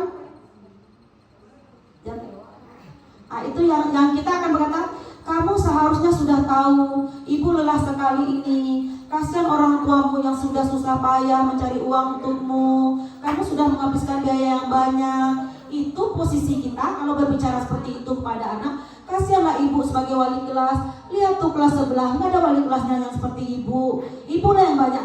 Biasanya kalau kita bertindak seperti itu Bapak Ibu, kita bertindak sebagai pembuat orang merasa bersalah. Nah nanti hasilnya ini paling siswa akan bilang, maafkan saya Bu, saya tidak akan mengulangi lagi Bu. Siswa akan menjawab seperti itu. Tetapi murid melakukan meletakkan guru dalam dunia dan dia tidak sepenuhnya akan merubah perbuatan itu tadi. Kalau kita seperti itu tindakannya, berarti tinggal kita lihat apakah selama ini kita penghukum atau membuat rasa bersalah. Tidak boleh berang. Nah kemudian yang ketiga, kita sebagai teman, kita menganggap kita ini posisi kontrol sebagai teman. Ayolah nak, lakukan untuk ibu. Cepatlah selesaikan tugas. Kelak ibu dimana pada sekolah. Nampak ibu mepa laku kamu di luar. Dululah dalam kelas saja. Kelak ibu yang kena mana. Itu berarti bapak ibu berada dalam posisi sebagai teman dengan siswanya. Tengoklah kelas sebelah Tuhan. Kelak ibu di mana ke ibu perlu sekolah? Ibu mepa nengok misal. Itu sebagai teman itu. Tolonglah kerjakan itu cepat. Itu posisi kita sebagai teman Bapak Ibu. Kalau kita berposisi sebagai teman, nanti siswanya ya dia akan menganggap kita ini temannya juga. Suatu saat ketika kita tidak memberikan misalnya kelonggaran, dia akan kecewa karena itu tadi teman, dianggapnya kita menganggapnya seperti teman, seperti itu Bapak Ibu. Ada yang sebagai teman? Ada nggak? Ada. Nah, tidak boleh Bapak. Kemudian sebagai pemantau. Kalau pemantau itu misalnya siswa salah nih. Nanti datang nih. Tahu kamu apa peraturannya? Hari ini bajunya warna apa? Nah, itu sebagai pemantau itu. Apa konsekuensi atau risikonya kalau tidak kumpul PR sama ibu? Tahu kan? Nah, itu berarti kita sebagai pemantau. Tugas kita itu kita memantau, kita berikan sedikit dia data, kita berikan dia sedikit aturan. Apa peraturan hari ini harusnya baju seragamnya? Nah, bunya sering bunya. Nah, jadi itu berarti kita berposisi kontrolnya sebagai pemantau, Bapak Ibu ya.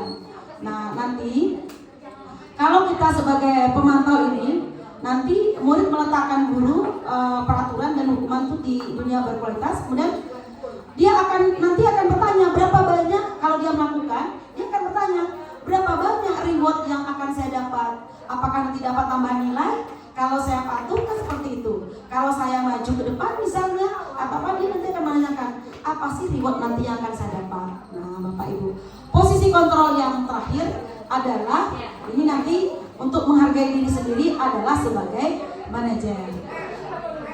Sebaik-baiknya kita melakukannya adalah yang sebagai manajer. Nanti dengan anak kalau dia bersalah, kan sudah ada keyakinan tadi Bapak Ibu, tinggal kita tanyakan apa yang kamu tadi Ibu dengar datangnya terlambat, dimarahi oleh Ibu Meva misalnya sebagai wali kelas, benar Bu, apa yang kamu yakini berdasarkan keyakinan kelas kita dengan tindakanmu hari ini tadi? Oh, saya tidak disiplin Bu.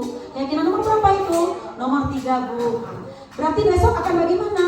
Saya tidak akan datang terlambat lagi Bu. Itu posisi sebagai manajer Bapak Ibu. Nah, karena karena kita belum membiasakan. Kalau nanti sudah semua guru melakukan hal yang sama, menerapkan hal yang sama, yakinlah siswa kita pelan-pelan akan seperti itu. Nah, yakinlah nanti. Ya.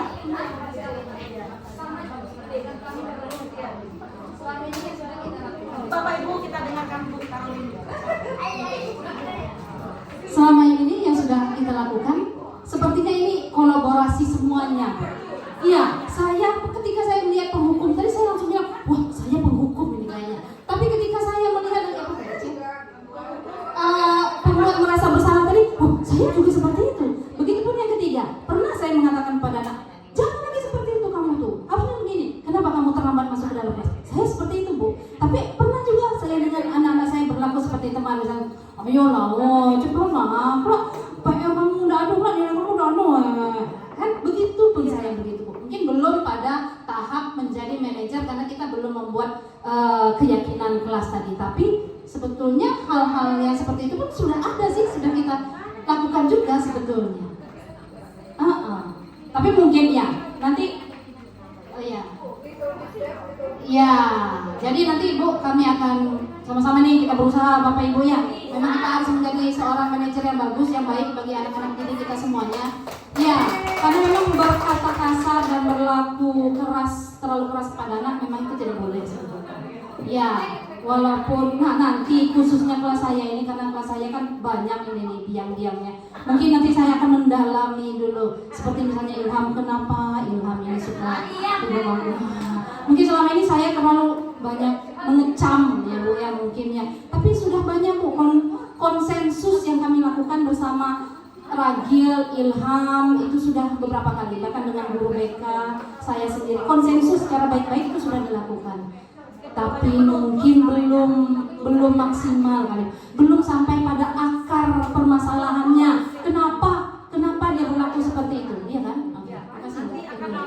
Ini lanjutannya luar biasa sekali semangatnya. Alhamdulillah Bapak Ibu, semoga nanti apa yang kita lakukan hari ini nanti benar-benar kita praktekkan.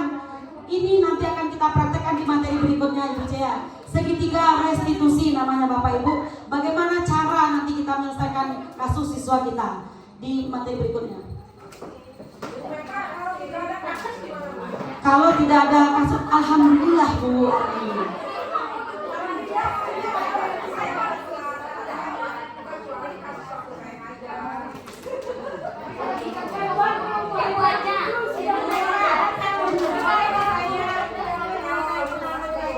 Boleh, iya boleh, silakan Bu Sis.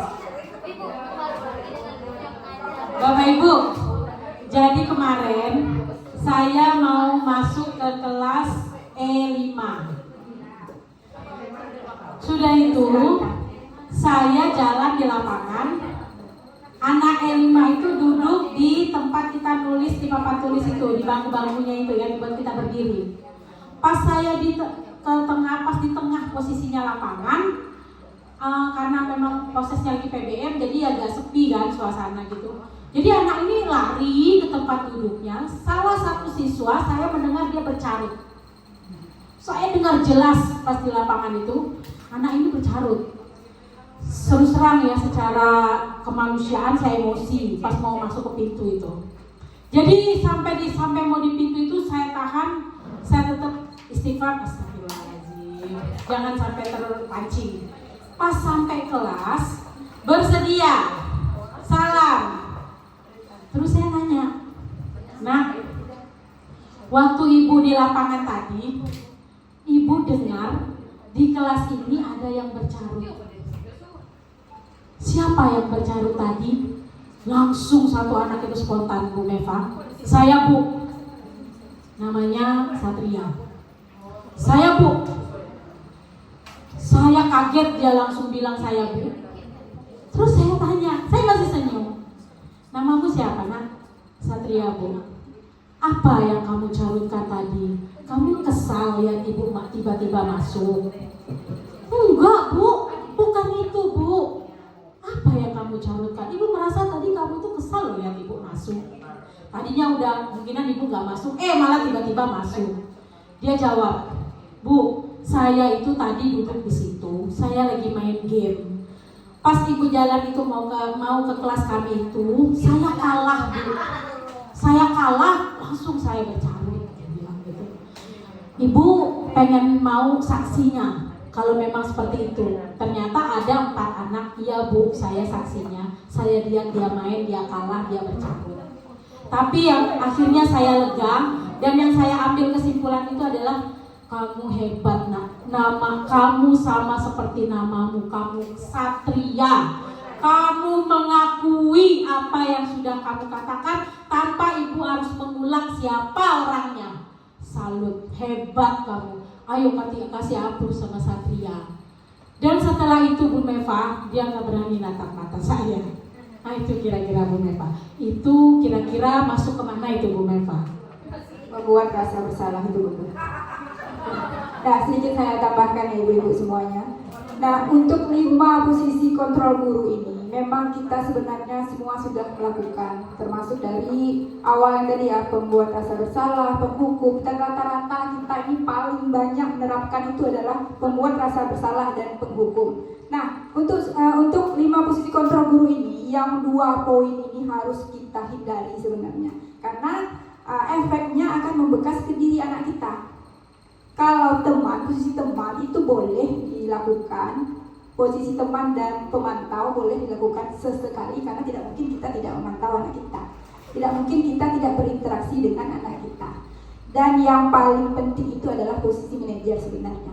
Terus pertanyaan dari ibu-ibu semuanya tadi, nggak yakin akan berhasil penerapannya. Sebenarnya bukan masalah berhasil atau tidaknya kalau menurut saya, tapi karena kita belum melaksanakan. Dan walaupun kita sudah melaksanakan, mungkin tutur kata kita yang salah, mungkin tutur kata kita selama ini mungkin yang menghardik atau langsung menjat anak kita itu, atau mungkin pendekatan kita yang salah, mungkin seperti itu. Mungkin bukan berarti tidak berhasil sebenarnya, cuman caranya yang belum pas itu sebenarnya. Jadi mari kita sama-sama merapatkan pemikiran bagaimana nanti kita bisa bersama-sama membimbing anak kita, itu sebenarnya tujuannya ya.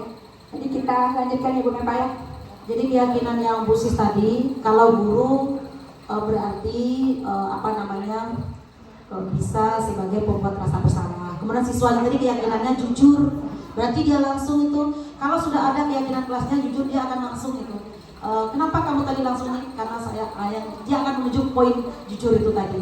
Jadi secepatnya nanti kita akan buat keyakinan kelasnya. Nah sekarang berikutnya Bapak Ibu, materi terakhir. Bagaimana cara kita menyelesaikan tadi? Trik kita ketika ada anak bermasalah, inilah lewat segitiga restitusi namanya. langkah-langkah yang akan kita lakukan. Misalnya ada nih kejadian, mau ngapain ini, bagaimana caranya menerapkan keyakinan kelas yang sudah kita bahas tadi, bagaimana menerapkan posisi kontrol kita nanti, saya mau sebagai manajer ini bagaimana caranya, kan seperti itu Bapak Ibu ya. Jadi segitiga restitusi ini kita langsung ke itemnya saja. Dia ada 3, namanya segitiga, berarti ada 3 item. Yang pertama, menstabilkan identitas. Jadi maksudnya begini Bapak Ibu, ketika ada kejadian, satu kejadian misalnya siswa kita tadi, anggaplah dia misalnya merokok, karena itu kejadian yang sering ini. Misalnya siswa kita merokok, untuk menstabilkan identitas kita, di bawah sudah ada panduannya. Jadi kita boleh menyebutkan semua orang itu pasti akan pernah melakukan suatu kesalahan. Kemudian artinya kita menstabilkan dulu dia, mengembalikan dirinya dulu, agar nanti setelah dia bermasalah, bertemu dengan kita, kembali ke komunitas itu, dia tidak terkucilkan, dia masih punya percaya diri, itu tujuannya. Atau kita boleh menyebutkan, kamu bukan satu-satunya orang yang pernah melakukan hal yang seperti ini. Nanti kita akan menyebutkan seperti itu Bapak Ibu dalam prosesnya. Jadi setelah kita panggil, nanti kita tanyakan, nanti dalam itemnya itu, nanti kan boleh kita tanyakan, tadi Ibu mendapat laporan, kamu ketangkap merokok di belakang. Nanti kan akan dengar, betul Bu. Nah, jadi nanti kita akan menyebutkan untuk menstabilkan identitasnya duluan. Kamu bukanlah orang yang pertama atau orang yang satu-satunya pernah melakukan hal yang seperti ini. Ini bukan pertama kejadian seperti ini di sekolah kita. Seperti itu. Kemudian memvalidasi kebutuhan. Jadi nanti bisa kita menyebutkan, kamu tentu punya alasan kan untuk melakukannya ini. Nanti kan dia akan menjawab apa alasan dia melakukannya. Jadi seperti itu ya Bapak Ibu. Atau adakah cara yang lebih efektif untuk mendapatkannya? Misalnya dia datang terlambat. Kamu melakukan ini, kamu datang terlambat ini, pasti ada alasannya kan? Atau kamu merokok tadi, pasti ada alasannya kan? Nanti dia akan menjawab itu. Bisa jadi kalau merokok, misalnya sudah kecanduan Bu, sudah tidak tahan kalau sudah jam segini belum merokok Bu. Kalau datang terlambat, mungkin dia akan bilang bantu orang tua dulu Bu, ban motor saya pecah Bu, menunggu teman dulu Bu, tidak ada kendaraan. Biasanya kan seperti itu Bapak Ibu. Kemudian yang terakhir yang kita akan lakukan nanti, yang itu menanyakan keyakinan. Jadi setelah nanti kita memvalidasi, baru kita menanyakan keyakinan. Jadi nanti seperti ini dalam pertanyaannya, kamu tadi misalnya sudah melakukan, apakah kita akan apa istilahnya menanyakan pada dia, keyakinan yang mana yang kira-kira kamu langgar kalau kamu tadi buat seperti ini. Nanti kan dia akan menunjuk, misalnya disiplin, yang akan keyakinan yang akan dia lakukan seperti itu. Kemudian nanti nilai-nilai apa yang telah kita sepakati. Jadi kita tadi sudah sepakat bahwa kita harus disiplin, kita harus bertanggung jawab. Yang mana yang cocok sesuai dengan tindakan yang dilakukan oleh siswa kita. Seperti itu Bapak Ibu. Nah nanti ini Bapak Ibu, untuk menstabilkan identitas itu bisa saja nanti berbuat salah itu hal yang manusiawi, bisa kita katakan seperti itu untuk menstabilkan identitasnya. Boleh juga ditanyakan, kalau kamu menyalahkan dirimu sendiri terus-menerus, apakah kamu akan bersikap baik pada dirimu sendiri? Misalnya ketika dia berkelahi, nanti bisa kita sesuaikan dengan kejadian yang dialami oleh siswa kita. Lanjut Bu Ije. Kemudian validasi kebutuhan, itu bisa kita nanti nyatakan apa yang penting bagimu. Kamu pasti punya alasan mengapa melakukannya. Atau apakah kamu bisa melakukan dengan lebih baik besok lagi. Nanti bisa kita sampaikan seperti itu Bapak Ibu. Kemudian yang terakhir untuk segitiga restitusi ini, menanyakan keyakinan. Jadi ketika dia merokok tadi, kita tanyakan apa nilai yang kita percaya di kelas kita. Misalnya apa nanti disebutkannya. Kemudian boleh juga kita tanyakan kelas yang ideal itu seperti apa sih? Nah, sesuai dengan ini ya, ini mungkin tidak piket kelas kalau seperti ini. Kamu ingin jadi anak yang seperti apa? Atau apa yang kamu rasakan ketika kamu melakukan itu? Kamu akan menjadi orang yang seperti apa ketika merokok tadi? Jadi kita tidak membuat dia merasa bersalah, tapi kita menanyakan keyakinan yang mana yang ingin dia yakini. Seperti itu Bapak Ibu ya.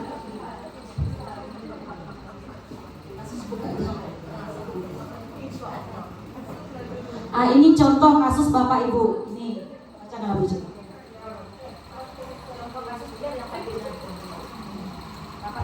Ada contoh satu kasus. Sebenarnya contoh kasusnya banyak, cuma kita bahas yang satu ini saja. Nih, Sabrina hari ini bangun terlambat dan terburu-buru sampai ke sekolah. Dia pun akhirnya sampai ke gerbang sekolah, tapi baru menyadari kalau tidak menggunakan sepatu hitam. Nah, seperti tertera di peraturan sekolah. Di depan pintu kelas, Bapak Lukman memperhatikan sepatu Sabrina yang berwarna coklat. Sabrina berusaha menjelaskan bahwa dia terburu-buru dan salah menggunakan sepatu. Nah, ini contoh secara umum, dan sebenarnya kita, sekolah kita ini banyak kasus yang seperti ini. Nah, berdasarkan yang sudah dijelaskan oleh Ibu Meva tadi, gimana kira-kira kita menyelesaikan masalah Sabrina ini? Jadi ada 3 prosesnya tadi. Nah, gimana kira-kira? Nah, sekarang dari studi kasus Sabrina ini, posisi Bapak Lukman ini dia sebagai apa?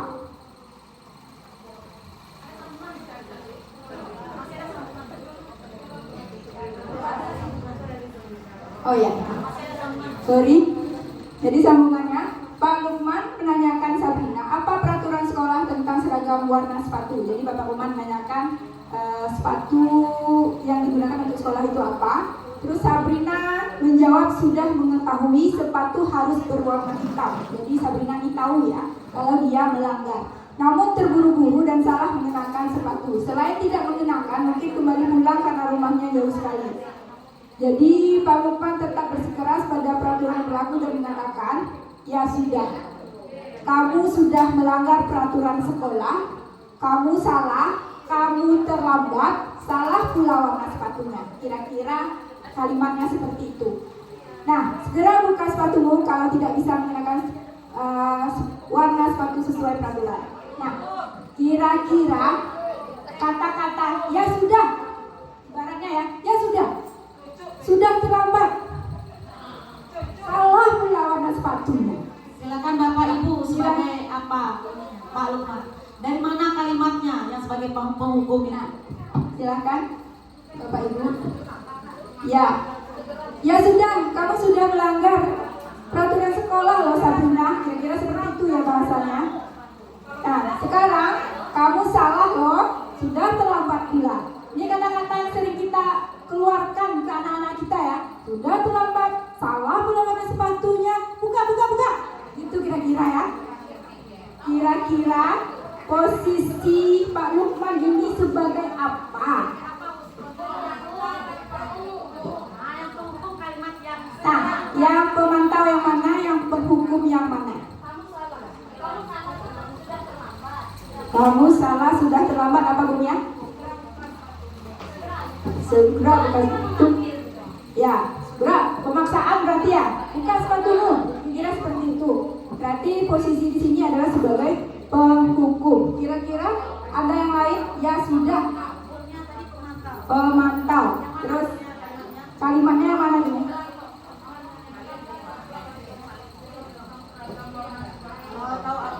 Ya, berarti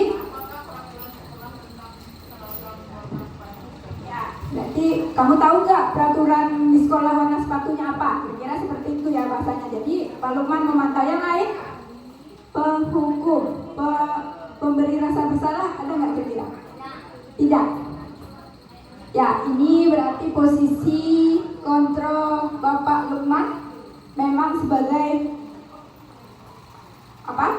Pemantau dan penghukum. Nah, dari sini, karena di sini posisi Bapak Lukman sebagai pemantau dan penghukum, kita selesaikan masalah Sabrina ini sesuai dengan segitiga restitusi.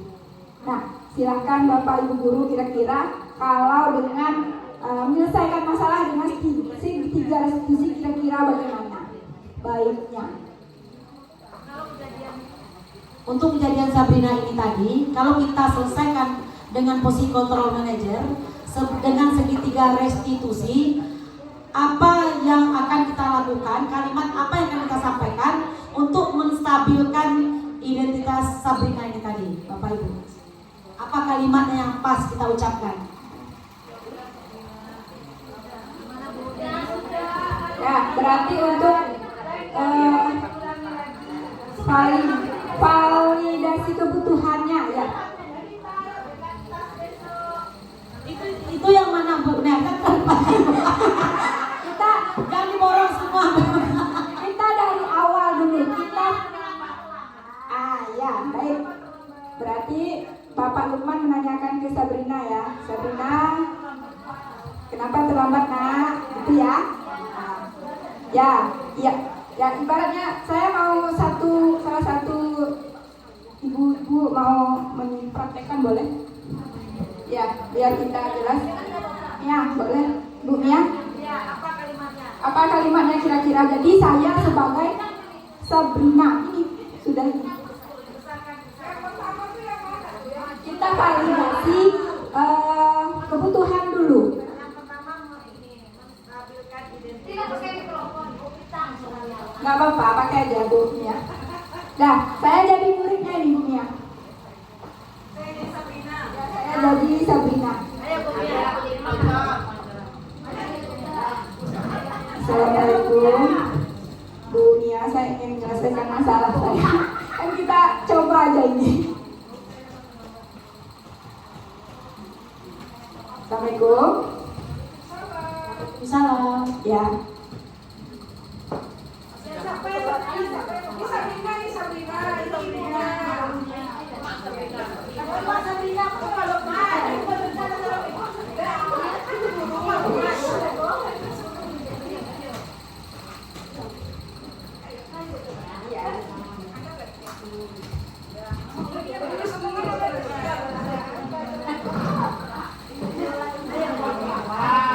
Kenapa kamu terlambat, Sabrina?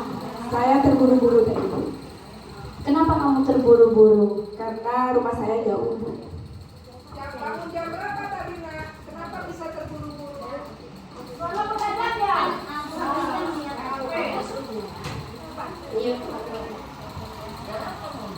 Terus kenapa itu sepatunya berwarna coklat? Terburu-buru Bu, jadi saya ambil aja sepatu yang ada Bu. Tidak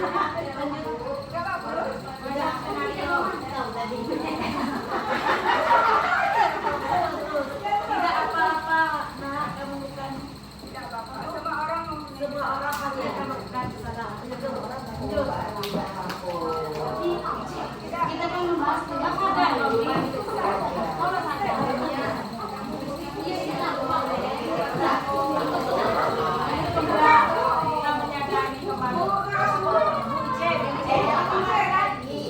Ya, Satu alasan saja atau kita perlu menggali? jelas dia sesuai dengan 3 kebutuhan tadi. 3 segitiga religius tadi tahannya. Misalkan kita biasa tapi kita tahu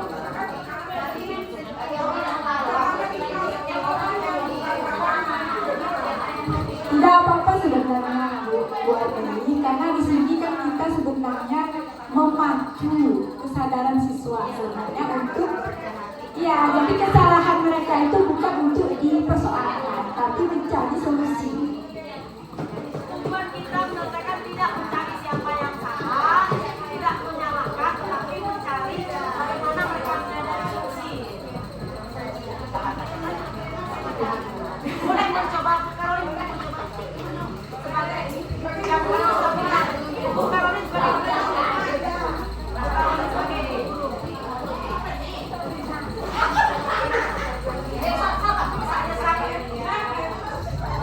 Boleh coba.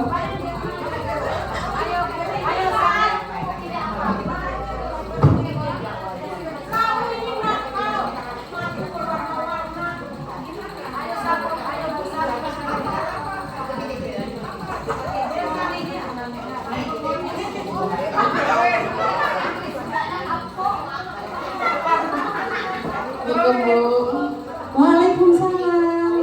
Yes. Ya Bu, saya terlambat Bu. Oh, kenapa kamu terlambat datang? Tadi terlambat bangun Bu. Kenapa bisa terlambat bangun? Semalam tidurnya lama Bu belajar. Oh, karena belajar. Oke. Nggak apa-apa lah, namanya kita sekali-sekali karena melakukan kesalahan. Ya. Tapi jangan diulang lagi. Ya, Bu. Oke. Sabrina, Ya, Bu. itu kenapa sepatunya warna coklat? Tadi karena terburu-buru Bu, jadi ngambil aja apa yang ada Bu. Sabrina, kamu ingat nggak apa kesepakatan kita di kelas Ingat Bu. tentang sepatu? Ingat Bu. Apa itu? Kalau sepatu harus warna hitam Bu. Sepatu harus warna hitam kan? Iya. Terus kamu sekarang Pakai warni Bu. warna-warni. Oh, Ingat. oke, itu boleh? Tidak boleh Bu. Tidak boleh ya, berarti besok nggak boleh lagi.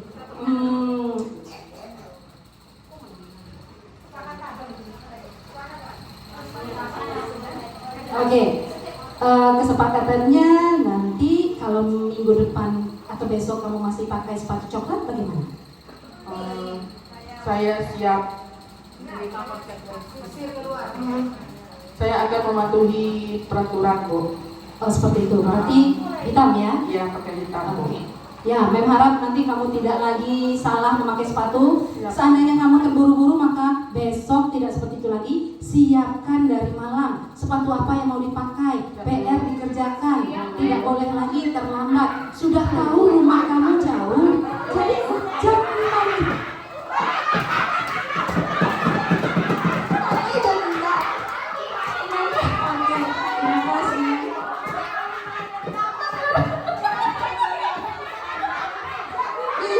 Bisa kami jadi artis.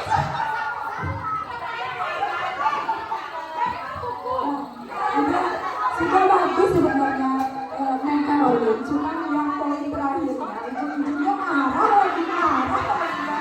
Iya, yang terakhir itu yang perlu dihindari.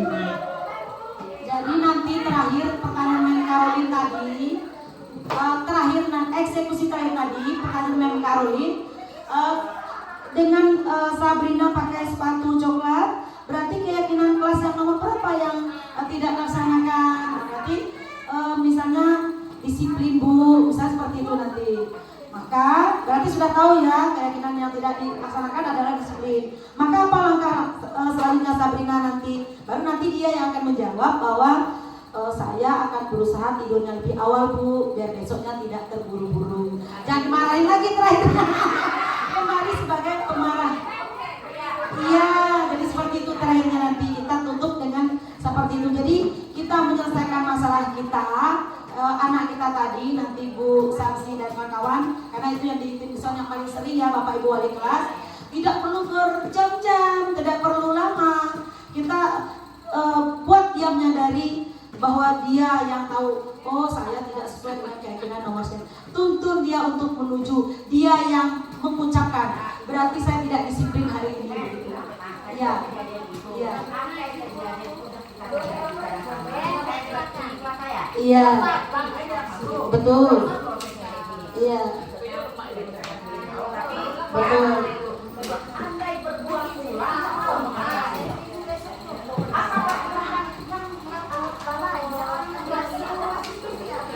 Tidak Bu, ini bukan yang maksudnya bukan yang alon, bukan. Jadi misalnya nanti malah rasa bersalah nanti jadinya, kita merasa bersalah jadinya. Jadi kita menyampaikan mungkin yang selama ini kita lakukan ada arah-arahnya sebagai manajer, tapi belum 100% berposisi kontrol sebagai manajer. Kemudian langkah-langkah yang kita terapkan bisa jadi itu belum segitiga restitusi. Setelah hari ini nanti, Ibu Emi kan udah dapat nih gambaran segitiga restitusi. Coba, bukan berarti dengan suara kita mendaya, bukan pula seperti itu. Tetap karakter kita tetap bilang bahwa kita nanti sama siswa kalau kita merubah karakter kita. Jangan pula hilang jati diri kita sebagai guru. Tetap kita guru yang harus punya punya apa istilahnya itu ya Bu Asli, ciri khas. Iya, punya ciri, punya power, punya wibawa. Tetap seperti itu Baby. Hanya prosesnya yang kita lakukan seperti itu. Sekarang Bapak Ibu, ayo kita coba. Karena saya punya video kasus real, siswa 12 IPA 5, cuma tidak bisa di-share, nanti saya share. Yang saya lakukan ini tidak saya mengada-ada, tidak karena saya guru penggerak, tidak. Kebetulan ada kejadian kasus nyata di 12 IPA 5 ketika saya mengajar. Awalnya dulu saya juga belum tahu mendapat ilmu ini. Seminggu setelah kejadian baru saya baru dapat ilmu yang ini tadi. Saya panggil kembali anaknya, saya coba selesaikan ulang kejadian itu. Setelah itu saya refleksikan, saya minta dia menyampaikan pendapat. Apa rasanya perasaanmu sekarang dibandingkan seminggu yang lalu tuh? Saya merasa waktu itu saya membuat rasa bersalah, Bu Karoli, yang saya lakukan itu benar-benar seperti itu. Jadi Reza, siswa kita itu ceritanya Bapak Ibu, saya mengajar 12 IPA 5 pagi, dia tidak ada pagi itu. Saya pikir dia tidak hadir hari itu, tidak masuk. Narendra itu tidak masuk. Jadi setelah setengah jam saya mengajar di 12 IPA 5, Pak Jumadi datang di depan kelas antara kelas Bu Samsi. Bu Samsi kelas sebelah dengan saya ya, Sabtu atau Pak Ampera sebelah saya. Sabtu, Bu Samsi. Di 12 IPA 5, Bu Samsi 12 IPS 1. Bukan Pak Ampera. Jadi Pak Satpam kita marah-marahin si Reza itu, kamu pembangun pokoknya dibentak-bentak Reza itu. Orang banyak nih, olahraga siswa semuanya olahraga, sedang olahraga, banyak yang olahraga. Kemudian saya tidak tahu juga dia, kan nggak nampak dari luar Bapak Ibu seperti ini. Saya keluar, saya lihat, ternyata Reza itu lagi di marah-marahin sama Pak Satpam itu, ditunjuk-tunjuk seperti itu Bapak Ibu. Karena tidak mungkin menyela saat itu, saya biarkan dulu kejadiannya itu. Setelah Pak Satpam itu agak mendekat ke arah Reza, saya kan agak maju juga, takut dia memukul orang itu. Karena kebetulan Reza ini berbohong. Dia mengaku, dia ini kan kucing-kucingan, karena sudah sering terlambat. Ketika Pak Satpamnya beranjak dari gerbang, dia masuk, tapi Pak Satpamnya menuduh dia masuk lewat jalan yang lain. Tapi Reza bilang dengan saya, dia tetap masuk ke gerbang, hanya mengintai nunggu Pak Satpam beranjak. Yang kedua, dia berbohongnya itu, dia bilang kelasnya 12 IPA 4. Ketika saya tanya, kenapa Reza tadi berbohong menyebut kelasnya 12 IPA 4? Diajarkan teman kelas 12, ada dia menyebut nama siswa saat itu. Bu, katanya kalau terlambat, bohongin aja satpamnya, bilang kita kelas yang lain, katanya begitu. Jadi Pak Satpam datang ke kelas 12 IPA 4 cari si Reza, nggak ada. Ketika dia kembali dari cari kelas, dia itu ketemu dengan Pak Satpam, marah Pak Satpam itu dibentak-bentak si Reza. Reza karena merasa dibentak juga di depan orang rame, pada kan ada olahraga, ada pas saya keluar, terus kelas 11, terus anak kelas 12 IPA 5 juga lihat ke depan. Ya namanya mungkin dia malu, dia merasa seperti apa, cuman karena cepat saat itu. Dan waktu itu saya tidak tahu segitiga restitusi cara menyelesaikannya. Ya saya berikan nasihat-nasihat itu seperti rasa bersalah. Kalau tahu ibu tidak ada, maka kita harus seperti apa. Ya, begitu-gitu yang saya lakukan Bapak Ibu, karena tidak paham. Setelah pas ternyata dalam minggu itu materi ini, saya panggil Rezanya, saya lakukan segitiga restitusi, ada videonya, nanti saya kirim. Kemudian saya tanya, dia merasa puas, dia merasa ini, dan alhamdulillah sekarang saya masuk jam pagi di IPA 5, tidak pernah lagi dia terlambat. Dan saya cek juga, tidak pernah lagi Reza itu terlambat. Seminggu sebelum itu hampir 2 minggu ya benar, selalu pagi dia terlambat. Akhirnya dia, artinya ada perubahan Bapak Ibu, ada, dan contohnya juga ada, dan itu baru beberapa minggu yang lalu seperti itu kejadiannya. Artinya kita tidak usah pesimis, kita tinggal mengendalikan diri kita saja lagi. Yang selama ini penghukum dan pembuat rasa bersalah, pelan-pelan kita hindari. Mari kita beralih kepada pemantau, kemudian kepada manajer. Kalau bisa untuk teman ini, kita ini SMA, kalau bisa sebaiknya juga dihindari kalau perlu. Karena kita ini kan jenjangnya anak SMA, kecuali tadi anak SD, memang perlu kita agak seperti apa, seperti itu. Takutnya nanti persepsi mereka berbeda terhadap kita. Jadi begitu ya Bapak Ibu. Nanti saya coba dulu, karena saya ini kurang paham IT, saya coba, katanya dikompres-kompres kalau saya kurang paham, nanti saya coba tanya yang paham, saya share di grup penting. Itu saya hanya mencoba Bapak Ibu, mungkin tidak perfect, tidak sempurna, tapi alhamdulillah hasilnya ada. Jadi seperti itu ya Bapak Ibu. Masih ada Untuk yang kelas 10 nanti kita coba-coba kita laksanakan. Begitu Bapak Ibu, betul kata Bu Karolin tadi, ini ilmu yang kayaknya memang harus kita coba, harus kita laksanakan. Perubahan ini tidak bisa dari satu orang, tapi harus semua kita berubah. Perubahan ini tidak bisa dari orang lain, tapi mulailah dari diri kita sendiri. Seperti itu ya Bapak Ibu. Ya, mungkin saya tambahkan sedikit masalah penerapan segitiga restitusi ini. Saya pun pribadi sebenarnya walaupun sudah tahu ilmunya, pas penerapannya juga payah. Jadi sebenarnya kita sama-sama berusaha mencoba menerapkan seperti itu dengan tujuan akhir, dengan harapan sebenarnya supaya anak-anak kita itu menjadi anak-anak yang baik, berperilaku yang baik sebenarnya. Nah, cuman kalau alasannya dari awal memang sulit sebenarnya. Cuman itulah butuh kerja keras kita bersama, tidak bisa saya sendiri, tidak bisa Ibu Mepa, tapi kita semua sebenarnya. Mungkin itu saja.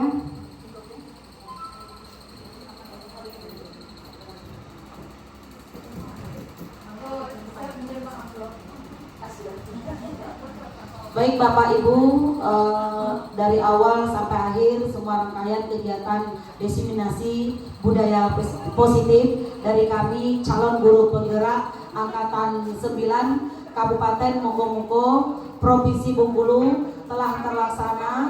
Alhamdulillah respon Bapak Ibu juga luar biasa, dukungan dari Ibu Kepala Sekolah juga luar biasa. Harapan dari kita bersama, mari kita terapkan bersama ini, nanti bisa memberikan perubahan bagi sekolah kita yang tercinta ini, SMA Negeri 1 Monggo-Monggo. Jadi apa kendala yang kita hadapi selama ini, pelan-pelan nanti bisa kita atasi. Sekali lagi terima kasih Bapak Ibu atas waktu dan kesempatan dan kehadirannya pada kegiatan diseminasi hari ini. Kami ucapkan billahi taufiq wal hidayah. Wassalamualaikum warahmatullahi wabarakatuh.